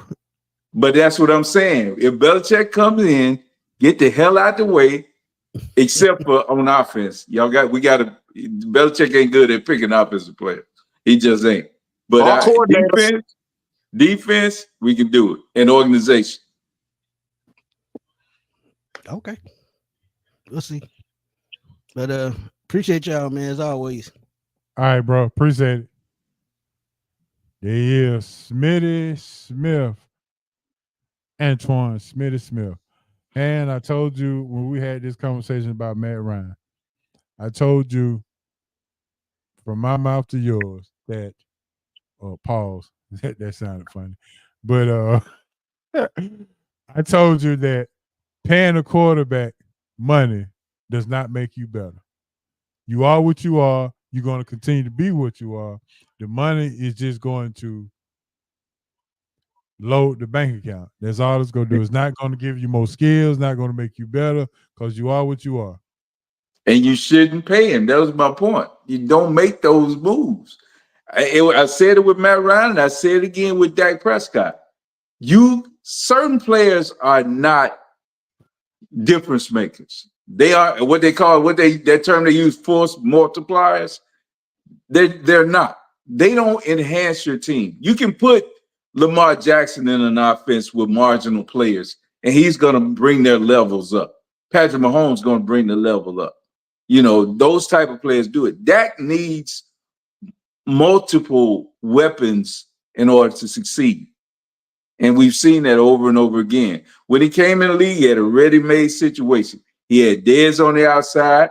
He had an offensive line. He had Zeke. He had the makers. He had a tight end. He had everything he needed. And that we won game after game and did everything. We had a chance to win. Had that not happened with in certain instances, he made some plays down the stretch, but Green Bay came up with a play down the end and kicked us out of that playoff game. I thought that was our best chance to make a Super Bowl run. But Aaron Rodgers made a hell of a play on a 4th and 12 or something like that, and we ended up losing. So anyway, back to my original conversation and what I'm saying, you cannot pay Dak all that money and not put people around him to help him be the player he needs to be. Dak gonna make a mistake. He gonna throw it. Let me say something, man. I hear you keep blaming it on the money that they gave Dak, but they just gave him the money. It hadn't affected them as of yet. So him getting the money has no bearing on the team that they're putting forth right now and underachieving with. Exactly. That's my point, D. If you're gonna spend that type of money going forward, you build around him.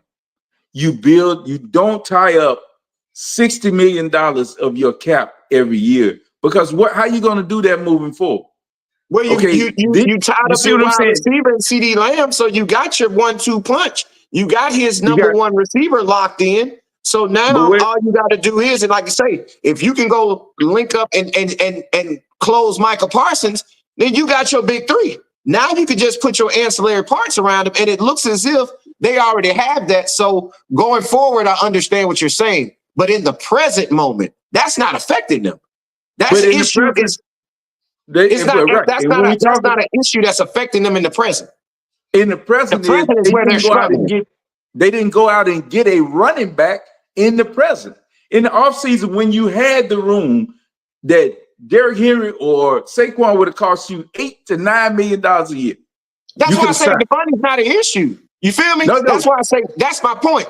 They could have still gotten that and still gave Dak his 60, and that doesn't affect their success right now. So I'm saying I know the money is a big thing, but I think you're putting a lot of onus on that money, but the money is not what's affecting you. You're just sorry. No, but listen to what I'm saying, D. Will. The money is affecting you because next year we ain't talking about next year. We're talking about last Sunday when they got beat. No. But you're talking about the money. But we're talking about the money. The money part of it is why hamstring yourself when you're going to need more players going into next year. Now you can't get them. So you didn't gave up on this year. No, this year's over because you didn't do the things in the offseason to make the team better. You had leading into the offseason, you could have made this team better. You could have shored up your defensive line.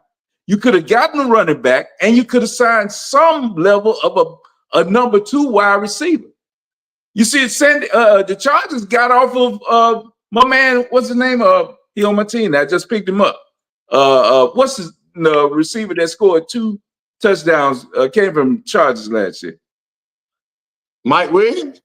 No, not Williams. In Chicago? Yeah. They just signed Allen. Yeah, Keenan Allen. Oh, Keenan Allen would have been a great fit opposite CD Lamb. So you go out and sign CD Lamb, you go out and sign him, you get Derrick Henry in your backfield. Now you got weapons on your offense to protect and help that. Now listen, and I agree with what you're saying. However, at the moment that you're talking about, they had yet to sign Dak or CD Lamb. Neither one of those were locked up at the time. That's my point, D. Will. I would have made Dak play out this option.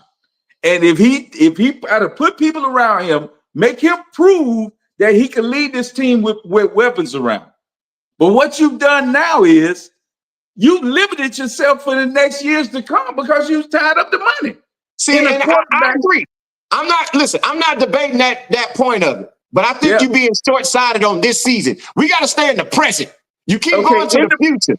In the present, D. Will, with him and CD Lamb, we getting beat 42-9. In the present. Right. Okay. So let me ask you this, D. Will. If you see that and you the man, and you see you getting beat 42-9 with just him and CD Lamb, right? And next year, I won't even be able to sign nobody that I could have signed in the offseason this year because next year Dak money kicked in. Is that a smart move to do that? Would you have done that? But listen, what if Dak leads you to the playoffs and to the Super Bowl next year? That's what he would have had to do this year in order to get a $60 million deal. So you're saying the Cowboys, but you just said they didn't have the pieces around him to do it this year. That's what I'm saying. Here's what I'm getting at. I would have done in the offseason. This is what I'm saying. I would have put pieces around him to have him prove it this year. When you go back and listen to everything that went on this year, everybody kept saying, why ain't Dallas doing something in the offseason? Why ain't they trying to sign Derrick Henry? Why are they trying to sign this guy? Why they don't do something on defensive line? They never did anything. They sat there. And now they sat there and said, we're going to put all our eggs in the future in Dak, which now, going forward, from this day on, till Dak leaves, he's $60 million average a year against a salary cap that's what, basically $120 million a year? It's going to go up. So he's going to tie up half of your contract a year. That salary cap about to go up. No, it wasn't going up. I wish my machine died. But I don't think it's going much more than that a year, D. Will. If you look at it, look at Big homie, if you can, look at the salary cap for the NFL projected for next year. He's going to take up over half of the salary cap. It's $60 million. That's what it costs, though, Han. You gonna pay somebody that. And that's why we on the show saying, well, we say that I say this is a dumb decision. It was stupid to tie him up like that. I just don't understand what he's shown that allows you to say he's 60 million. I don't agree with what Jacksonville did to sign that dude. I don't agree with what other teams have done to sign those guys at 58 million when they ain't done nothing. But I know I've seen Dak Prescott, and Dak Prescott gonna Dak. Dak gonna Dak. He gonna throw a critical interception. He gonna come up with a fumble. Too much Cowboys talk. Too much Cowboys talk, H.O. You got to step in here. When are we gonna stop this? All I'm saying is he did not deserve 60 million. I take that back. His numbers and everything said he deserved it. But my eyes tell me he ain't worth it. Well, my thing is, ain't nobody worth it but Patrick Mahomes and Lamar Jackson. And Lamar Jackson damn near ain't worth it neither because he ain't won none either. No, so he ain't won none. It ain't too many people in the league that's worth the money. Well, I know that. So my point is, you gotta pay somebody. Them other people ain't on my wall, D. Will. That star on my wall. And Dak messing me up. Dak killing me, man. Hey, just say, I hate Dak Prescott, and then we can move on. Hey, yeah. I hate him as my quarterback. That's my point. Yeah, I hate him as my quarterback. He ain't the one. So from now on, Big H.O., don't let him go through all that he just went through. Make him just get to say he don't like Dak Prescott. Let me preface that a little bit, D. Will. I don't like him. I don't dislike him as my quarterback. I dislike him at 60 million for my quarterback. Well, you can't do that, man. You can't do that. Money, all I'm saying is that money could be distributed elsewhere. That ain't how the NFL works, man. He ain't 60 million, D. Will. But I'm not saying him. I'm not saying him. But you just mentioned all those other guys who got those messed up contracts. It's the market. So you're going to pay somebody. Would you have rather played Trevor Lawrence? No. I had my chance, D. Will, to not pay him. All you had to do was play the season out. You didn't have to pay somebody. It wouldn't have been 60 million for a team that ain't going nowhere. That now makes you don't know sense. That. You don't know that. I know they ain't going nowhere this year. And if he's 60 million, if they don't do something about a football man coming in, we ain't going nowhere next year to do with. If that got to lead us with no weapons, we can't win. That's been shown. He cannot win without weapons. And an offensive line. Great point. They paid the position, not the player. And that's what I'm trying to get you to see. And I'm saying he ain't the one you should put in that position. Pittsburgh had the same option, D. Will. They didn't go out and panic. Hey, so he is not gonna come off it. No, because you don't have to do this. Yes, you do. When I said, well, we're gonna take two quarterbacks, and what's their record right now? Because they got a team. They have a team. They went out and signed Russell, and they signed Justin, and they got players around them. And that's what you do.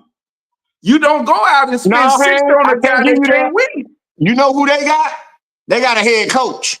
They got an organization. They don't have Jerry Jones. They got an organization. And they don't go out and spend Don't put that on Dak 60 million. Yeah, I do. Jerry Jones ain't Dak's problem. But he my problem. That's what I'm saying.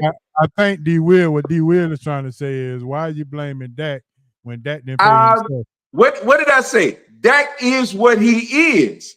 They shouldn't have paid Dak 60. I don't know what I'm saying different. I don't blame Dak. I would have went and broke in a store at 1 a.m. to get that pen so I could sign the contract if I'm Dak. If I didn't have a pen, I'd have found a pen somewhere. Don't blame Dak. I blame the organization for paying him $60 million a year because he's not that caliber quarterback. Listen, my thing is, when Dak signed that contract the day before the opening game. So my point is, stop blaming the $60 million that ain't even checked in win yet, and you suck. B. Will, I ain't talking about this year. They didn't do anything in the offseason. You arguing another point. I can't do nothing in the future because they signed him to $60 million. Hey, you never know. Took away money. It's the same way with the Falcons right now. They tied up all this money in Kirk Cousins. If they choose to pay Penix next year, they can't use none of the money on that salary cap that they got tied in the Cousins. If they trade him, they can't use the money. They ain't gonna have to though. He already locked in under a rookie contract. He ain't got to get paid. So I'm saying, but you can't put players around Penix that could make him better. That's my point.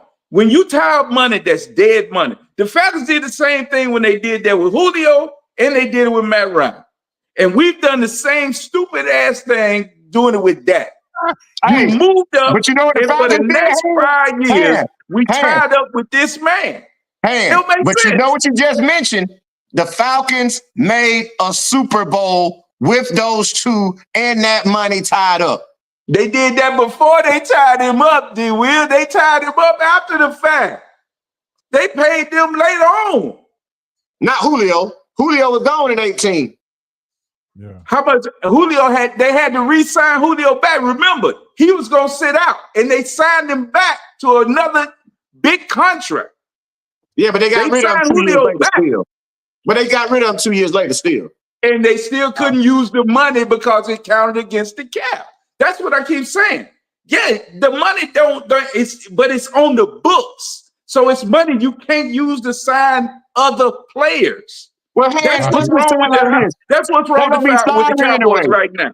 They can't sign anyway. So stop arguing it. Take that sign down. Take it down. No, I'm gonna ride it out, D. I've been a Cowboy a long time. You sound a real HO Atlanta Falcon-ish. I'm just saying you got to put players around Dak Prescott. And with him making all the money, you can't do it. All right, let's do baller, busters, and bust stop then, because it sounds like we got some ballers and busters and bust stop in this. And I'm going to go first. We're going to do baller, buster, bust stop, and you want to add a sucker to it, and then we can do that. My baller and busters is the same. This is the first time in history. My baller and buster is the same thing. My baller is the Falcons getting the Super Bowl in 2028. Yay for the city.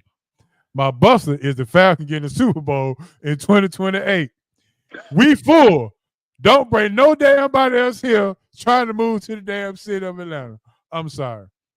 My baller and buster is the same, and that's all I got to say. So I'm done with that. All right, D. Will, what you got? Your baller? Man, my baller is not a person. It is a future endeavor. High school basketball season tips off on Monday, October 21st. And I'm ready to see some guys get out there and ball. I am happy that basketball season is back.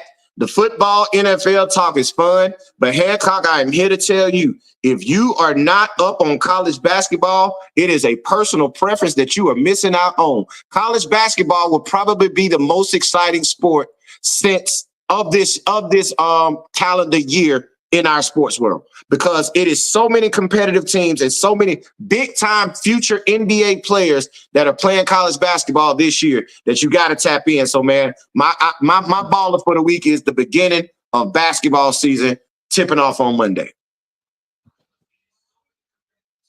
All right, those in the chat, put your ballers in the chat so we can read them. Your busters as well. All right, Han, what you got? I really didn't have a buster, man. A baller. I got a buster, and that's the Dallas Cowboys for what they did this past week, giving up 40. I'm gonna jump the gun. My busters at home getting blown out again, and since since Green Bay went in there and raided us, we've been playing like cockroaches on our back for the last 4 games at home. So I don't have a baller. I got busters, big homie. My buster is the whole Cowboy organization. Man. Your bust and boy stop gonna be the same? Yeah, boy stop is Jerry Jones threatening that man with his job on the interview because the man asked him a tough question about the Cowboys. He said, if you gonna ask me that, I can find me somebody else to come up here and interview me. So when you threaten a man with his job, you get a buster to me. You got your interview guy that you You threaten his job on air. That's a buster. A boy stop, buster. That's a boy stop. Sucker, everything you need. I'm reading what Dad said. Okay. Mm-hmm. All right. My my boy stop is the Florida Gators. 4th and 1. Run a damn jet sweep on 4th and 1 from the shotgun. I mean, come on, bro. I mean, Napier, you got to get up out of here, pimp. A 4th and 1, you in the shotgun, and you run a jet sweep, and they didn't make it. So my question is this: why is Graham Mertz still in the game at Florida when DJ Lagway has shown that he is the future?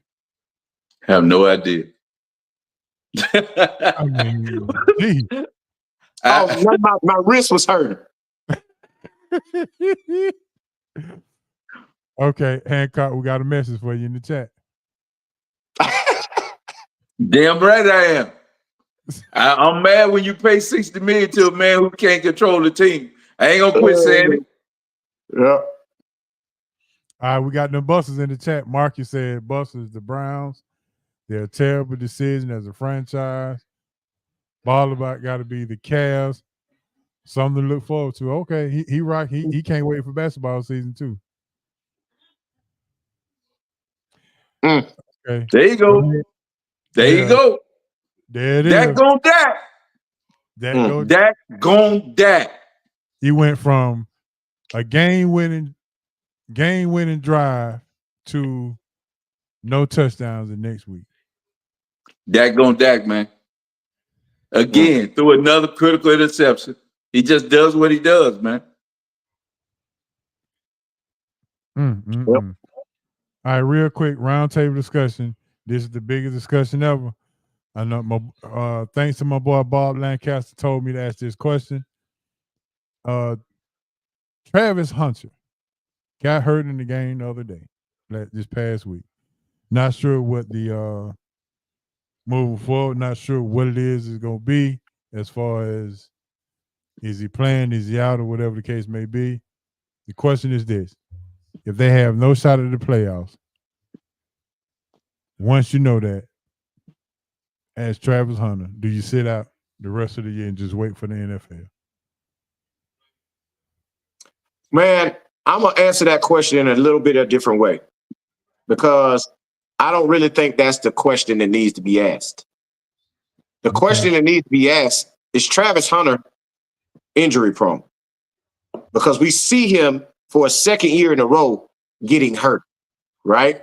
And we understand how many plays he puts in on the football field. Is this more of a trend or is this an anomaly? And it's starting to look like it's a trend with him being injury prone with his upper extremities playing on the defensive end. Now, if you remember, last year was a shoulder. And if I'm not mistaken, this year's the shoulder. And one was on a pass play getting caught. The other was on a tackle.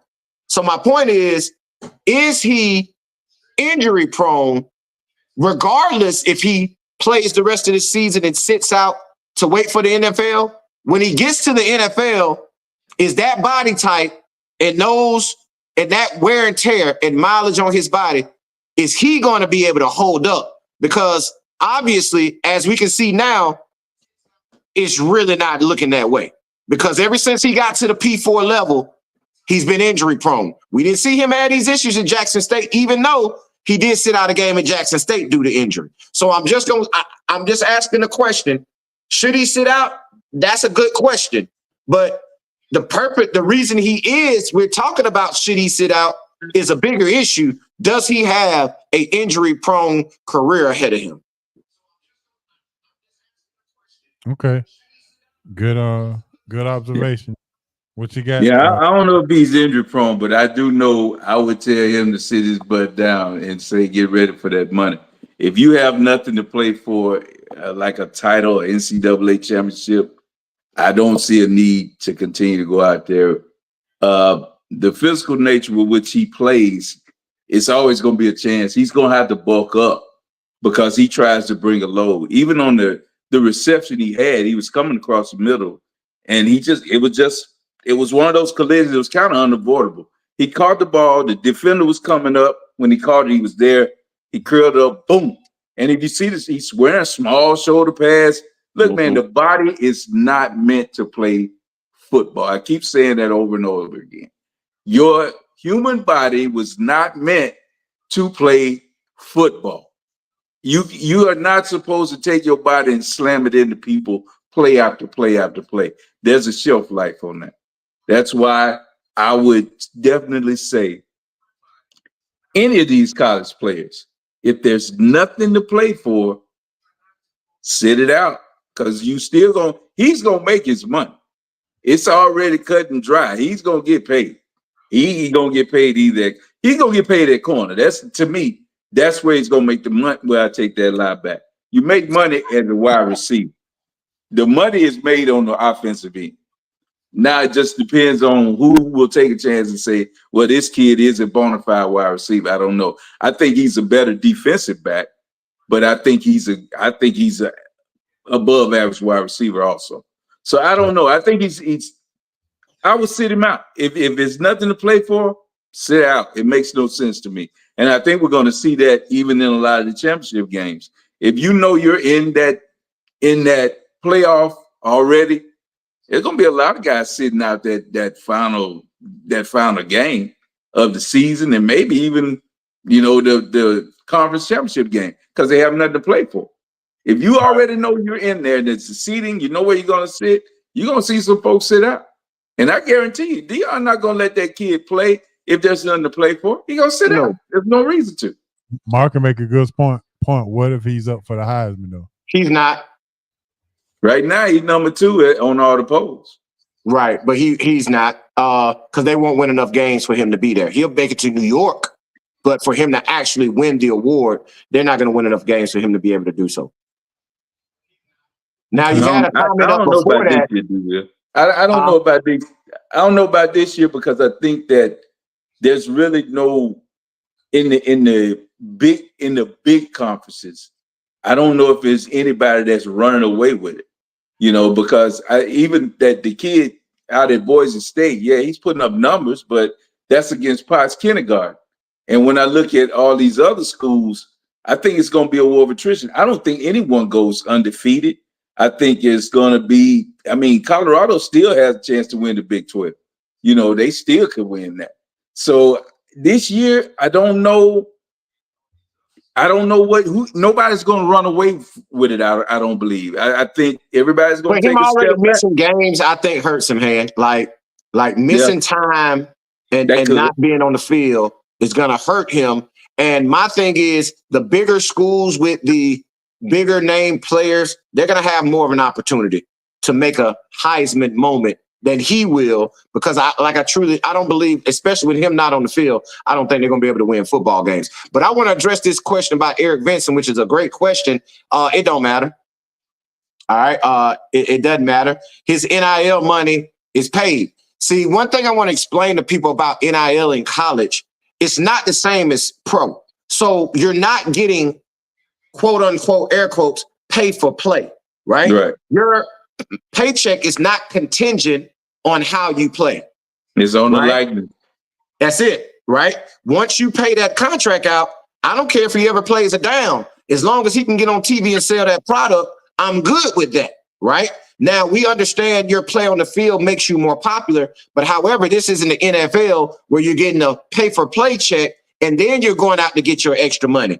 The money that they make from NIL does not come from their performance on the field. So it's not going to affect his NIL dollars that he's not playing, because that money's already been paid. And it's being paid, like Hancock said, for your name, image, and likeness, not for how you perform on and off the field. Because what people don't know is some of the highest NIL earners in college football and basketball are people you may not even know. You don't have big name people aren't the only ones making money in NIL. It's the ones who are able to brand themselves and market themselves to companies to be able to sell products and get checks from that. So it's not like it's an NFL thing per se, pay for play. So it really doesn't matter.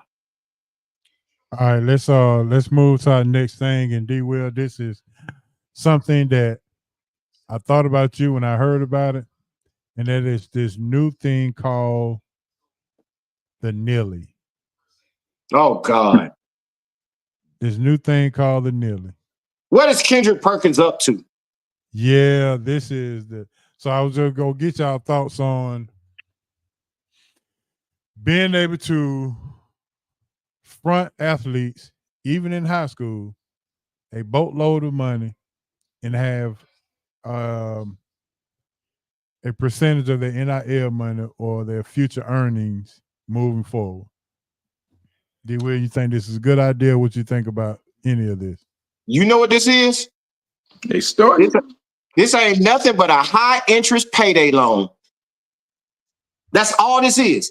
This is a high interest for us brokies that need a little extra for payday. We go into checking the cash and get a damn payday loan with 499% interest on it, and they gonna mark you up and they gonna take it for the next 28,000 months until you pay it off.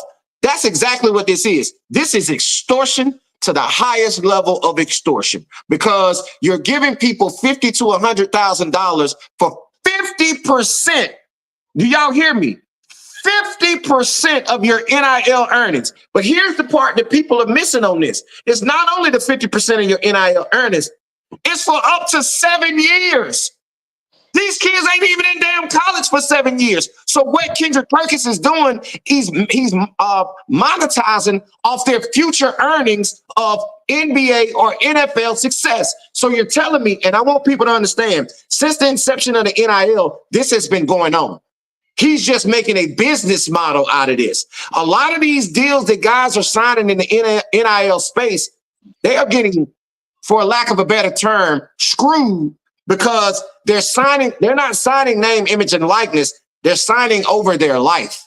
They're giving these companies every piece of access to their name, image, and likeness going forward. It is several guys in the NBA and NFL right now who are stuck in NIL deals that they can't get out of, and they're giving somebody 2 to 3 to 4% of their NFL or NBA earnings for something that they signed in college for about $25,000 to $50,000, which in my opinion is a high interest payday loan, and it should be against the law. And it's shame on Kendrick Perkins, who is already rich from manipulating and trying to monetize off people who need bread at an early age. And the thing, high school players, don't take the deal because you don't need the money. That's all I got to say on that. It's like the record deals, D. Will. It's just like a record deal. That's all they give these kids. They give them that money up front, but then when the album come out, they got to pay for all that stuff with the record deal. Got to pay for all the promotion. Got to pay for all the concert venues. Studio time, for all that. video too. Exactly. This ain't nothing but extortion through the record cut, like a record deal. That's all Kendrick Perkins doing. And he should be ashamed of himself, bro. That is ridiculous. Yeah, that's because here's the thing. For the going rate of let's just say a 3 to 5 star high school basketball player coming out, right? The going rate for a 3 to 5 star high school player going into college, his NIL deal will be anywhere between $60,000 and $600,000. Okay, between $60,000 and $600,000. You mean to tell me you gonna give me $50,000 up front for 50% of my earnings, and I ain't getting but $60,000? Are you freaking kidding me? And you're gonna take that for 7 years? So say, okay, my freshman year, I get $100,000 in NIL my freshman year. Okay, say I play well my freshman year, or I jump in the transfer portal and I get $600,000.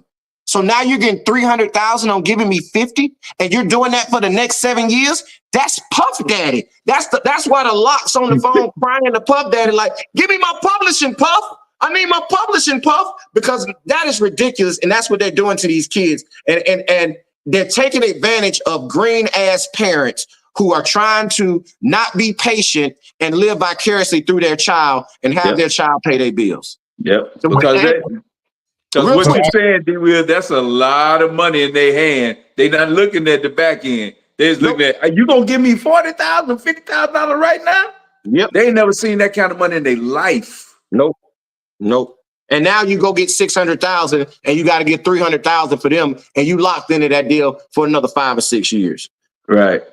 So D Will, this should be a moment where Eyeball Radio, when y'all have y'all camps, when you have your clinics, and even when you go around to the schools and talk to the teams, this is something that you should inform the players and the parents and the coaches about, because we would try. But when they dangling that long hanging fruit in front of them, boy, they picking. Yeah. They picking. I agree. That's crazy. All right, Han, I got a message for you. Coach, who normally be on with us, he got sick. He's in the hospital, but he told me to tell you that Zach Edey went for 23 and 14. Are you still up for the bet? He's still the preseason, right? I'm just telling you what he told me. I hope Coach get well. All sending well wishes to him, and right. I hope he come back and be able to come listen with us again in the weeks to come. So get well, Coach. But Zach Edey got to show me. I'm just being honest, because it's different in the preseason. We've seen a lot of people in the preseason look real well, and they're doing a great thing. But I just don't see how Zach Edey gonna be able to slide them puppies. When they put him out there and they bring him away from that rim, he gonna be out there and they're gonna drown him out there in that no man's land. We'll see. We'll see. I just don't believe it. This game ain't conducive to big slow guys. Hey, I'm telling you, I got him 9 and 6 this year, possible 10 points per game. That's what I'm saying too. If that, yeah, I don't see nothing special there. Yeah, I don't see Zach Edey as a 15 and 8 guy right now in the NBA. However, I do see him playing a significant role. I do see him playing the Steven Adams role that he used to play for Memphis as their brute defender and Ja Morant protector. I do see him being able to play that role because that's a big body, hand. That's a big body. Right there. Coach is in the building. Coach is in the building. He has a lot more offensive skill than you're giving him credit for. Even though he's a big lug, he's not a Taco Fall. I agree. I know. I've seen his offensive game and all that. My point is when they pull him away from that rim, and that's what's going to hurt him. He's going to get caught out there in the switches. They got to guard him too. Yeah, but when you trading them threes for him getting twos and whatever, and him getting in foul trouble because he having to come down and he bumping into folks and he on the bench, I'm telling you, it's going to be a problem. We'll see. I like him. I'm with Coach on this one. I don't know about the numbers he put up the other night, but I'm with Coach on that one. I got faith in Zach Edey. What was the number, Han? Was it double figure? Was it 10 and 14 or 14? I don't know what he said. I'll let Coach come up and tell me what he said it was. I know we got to do nothing. Go back to the show. Yeah, go back to the show and find out. I don't see him being that big much of a factor, man.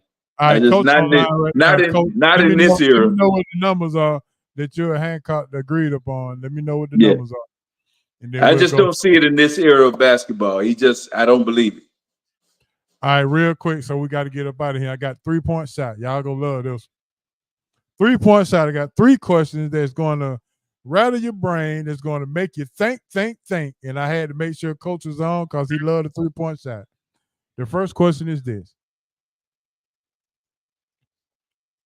I want 1 in football, 1 in basketball, 1 college, both college football, college basketball. Name me your favorite player in college that went to the pros and did absolutely nothing. 1 in football, 1 in basketball. That's pretty easy. One of football for me is Andre Ward. Okay. That's a good one, dude. Heisman Trophy. Like he was the man, number 1 pick. That was a good one. Basketball, I'm going to say Randolph Childress. I'm going to go Randolph Childress from Wake Forest. Okay. Randolph Childress was a beast in college and had a run in the NCAA tournament that was unmatched. And I don't even know if he played 2 games in the NBA. I hand that coach got the numbers up. Woo! Them some big Oh, hell numbers. no, coach. I'll take that bet.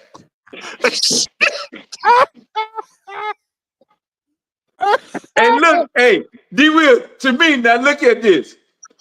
He the biggest man on the floor, and he said 6 rebounds. But That's to 18 me, points? but 6 rebounds. He should average 6 rebounds a half. He the biggest man on the floor. I said 9 and 6, which is gonna be conducive to his numbers on the court, his time on the court, his minutes played. But 18 points, coach? Oh, hell no. No. Yeah, I can't see it. We'll see. I Well, got some big food homie- cups on that one. So hold on. Han, you agree to this? You agree to take the bet? Oh, well, yeah. I just don't see six rebounds. That to me should be feasible. He bigger than everybody. He's supposed to get 6 rebounds, but I don't see him averaging no 18 points. No. So 18 and 6, nah, I don't believe it. So Han, you taking the bet? Yeah, I give him a bet. Ain't no problem. But we betting lunch at the Big East. Is that what he said? Yeah, absolutely. Yeah, I always you know what I'm saying? D Will, Yeah. you taking the bet too? Hell yeah. I just had about 2 lunches. If I lose. All right, coach. Let me know if you want to take both of these bets. All right, Cuz got a good one. He said Walter Berry. That's a good one in college basketball. That's a good one. Hey, Yeah. I'm gonna go back on you. Mine is Keith Lee from Memphis State. Baller in college. Couldn't Well, be I thought stopped. you were talking about the food critic. No, not him. I'm talking about Keith Lee. Yeah, Yeah, I know what you're talking everybody about. from Yeah. Memphis know who I'm talking about. Yeah, play with Andre Turner. Yeah, play with Andre, Baskerville Holmes, all them folk back there. So yeah, Keith Lee would be mine. And college football, we talked about this a little bit, and it's kind of a tough one, but he was just so dynamic in college and had a good run in the NFL. Not really what I thought he would have, and that has to be Reggie Bush, man. Reggie Bush was arguably top 2 or 3 college football of all time, but didn't have quite the NFL career. But he was rookie of the year. What's He that? was the rookie of the year. Yeah, I agree. But you look at what he did in college. True. Yeah. True. Yeah, Oh, now Pete, whoa, that's a good one. Yeah. So I'm Peter going. Ward, yeah. Great. Mr. Tap Tap. I'm going in Great. college. I'm going to college football. It's a real easy one. David Pollock. I mean, I know injuries had something. Yeah, to he do. broke his neck. Yeah, maybe that's unfair. I'll come Right. back to it. Maybe I'm gonna come back to football. But in basketball, Rodney Monroe ended up playing for the Hawks too. Didn't do absolutely nothing with the Atlanta Hawks. But in college, him and Cortiani, Fire and Ice, whoo, boy, they did that thing. Yeah, I definitely for that. I'm gonna go back to college. Let's see. Big homie, what about this one? And I know this might hurt your feelings because I know he was your boy. How about Jim Jackson, man? No, Jim Jackson can't go in this list. He got to, big homie. He didn't do nothing in the pros. Yeah, He but did. He didn't. no, he didn't.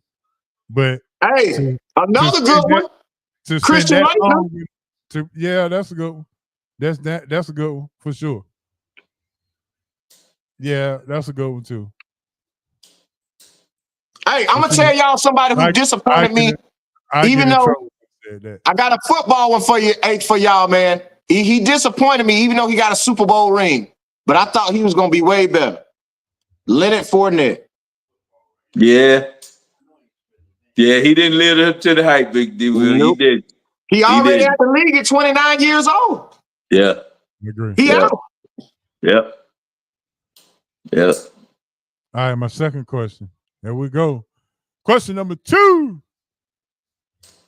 All right. Oh, that's a good one. Cuz got a good one. He pulling out the words on you.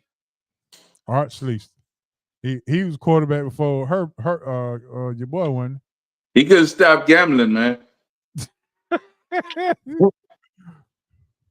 All right, here we go. You taking $1 million lottery ticket, unlimited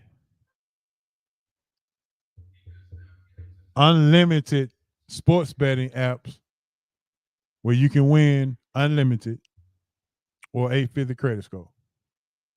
Damn, a credit score. Hey, excuse my language, but I'm with Glorilla. Hey, I'm with fuck a credit score. I might be rich as fuck tomorrow. Yeah. Like, so you can keep the 850 credit score. I can't do. Listen, I can have an 850 credit score. If I ain't got no money, I still can't pay for nothing. So you can keep the credit score. Like, but hey, listen, give me that $1 million lottery ticket. Yeah. But I know the sports betting thing sound good. But if you give me the $1 million lottery ticket, I can go place me some fruit cup bets. I'm trying to tell you. Give me that money. But you can run out the bag with that sports betting app unlimited if you do it right. Hey, but listen, I'm gonna take that meal. Yeah, man, I might get hit by a truck because I need that meal. I want that meal. All right. You and Cub must be from Memphis. You don't know? Cuz think about it, ain't it? I'm trying to tell you. Hey. Yeah, give me that meal. Hey, listen to Glorilla, man. Glorilla tell y'all, man. All right, my last one. She from Memphis too, baby. She from the M too. She you from don't the know? too. Hey, she gonna go get them Cougars. Yeah. All right, my last one for the night. I got 2 truths and 1 lie. You either tell me the 1 lie or tell me the 2 truths. All right, you ready? Dale Murphy had more home runs in Atlanta than Chipper Jones. Derrick Henry was once committed to the University of Georgia. And the last one was in baseball, is it legal to have a ground rule triple? I say the ground rule triple is true. The other baseball one, the home run is true. And what was the second one? Derrick Henry was committed once. Ain't no way in hell. That's a lie. I'm going with the ground rule triple is a lie. I ain't never heard of that. Okay, you going? That's a lie. Oh, D. Will, you wrong. So we're gonna cancel that out. And go ahead. Yeah, I say ground rule triple is a lie. Georgia. Okay. So you telling me the 1 lie and not the truth? Actually, that's you wrong. That's wrong too. Anybody else in the chat can tell me which one was the lie? But it's got to be the other one. You said there ain't Derrick Henry. I got to see that. Yeah. All right. So let me tell you. Let me start from the bottom. Dale Murphy had more home runs than Chipper Jones. Is false. That is a lie. I mean, I know I would have never guessed that because I don't know who the hell that is anyway. Right. But hey, that was an easy. That was a slam dunk for you, you should have known that. Yeah, I just ain't never heard of ground rule triple. That's why I went with that. Okay, well now ground rule triple is actually triple is actually a true stat. And the reason why is if there is a player in the outfield that throws his glove up to try to catch a ball or stop a ball, it is considered a ground rule triple. Okay. Yeah, see, I didn't know that. Yeah, I'm just saying. So D. Will, yeah, I didn't know you were wanted. I didn't know you. I knew it was illegal to throw your glove up to try to knock a ball or catch a ball, but I never knew what the consequences were. So that is true. And Derrick Henry was committed to UGA his junior year and got talked out of it. Well, he got talked into it in peer pressure. He committed to UGA and got talked out of it after talking to his parents. and he decommitted and went to Alabama. Interesting. So yep, education is the key to life, and this is where you come and learn anything about sports and all of the backdoor everything. So there you go. And that's gonna do it for our 3-point shots. Hope you enjoyed. Hope you learned something tonight about that. Now D Will can take that Alabama question to his show and rerun it. How many people think would know that, D Will? None. Cuz, did you know that? Did you know that? The Derrick Henry was once committed to Georgia. Cuz said he knew it. Yeah.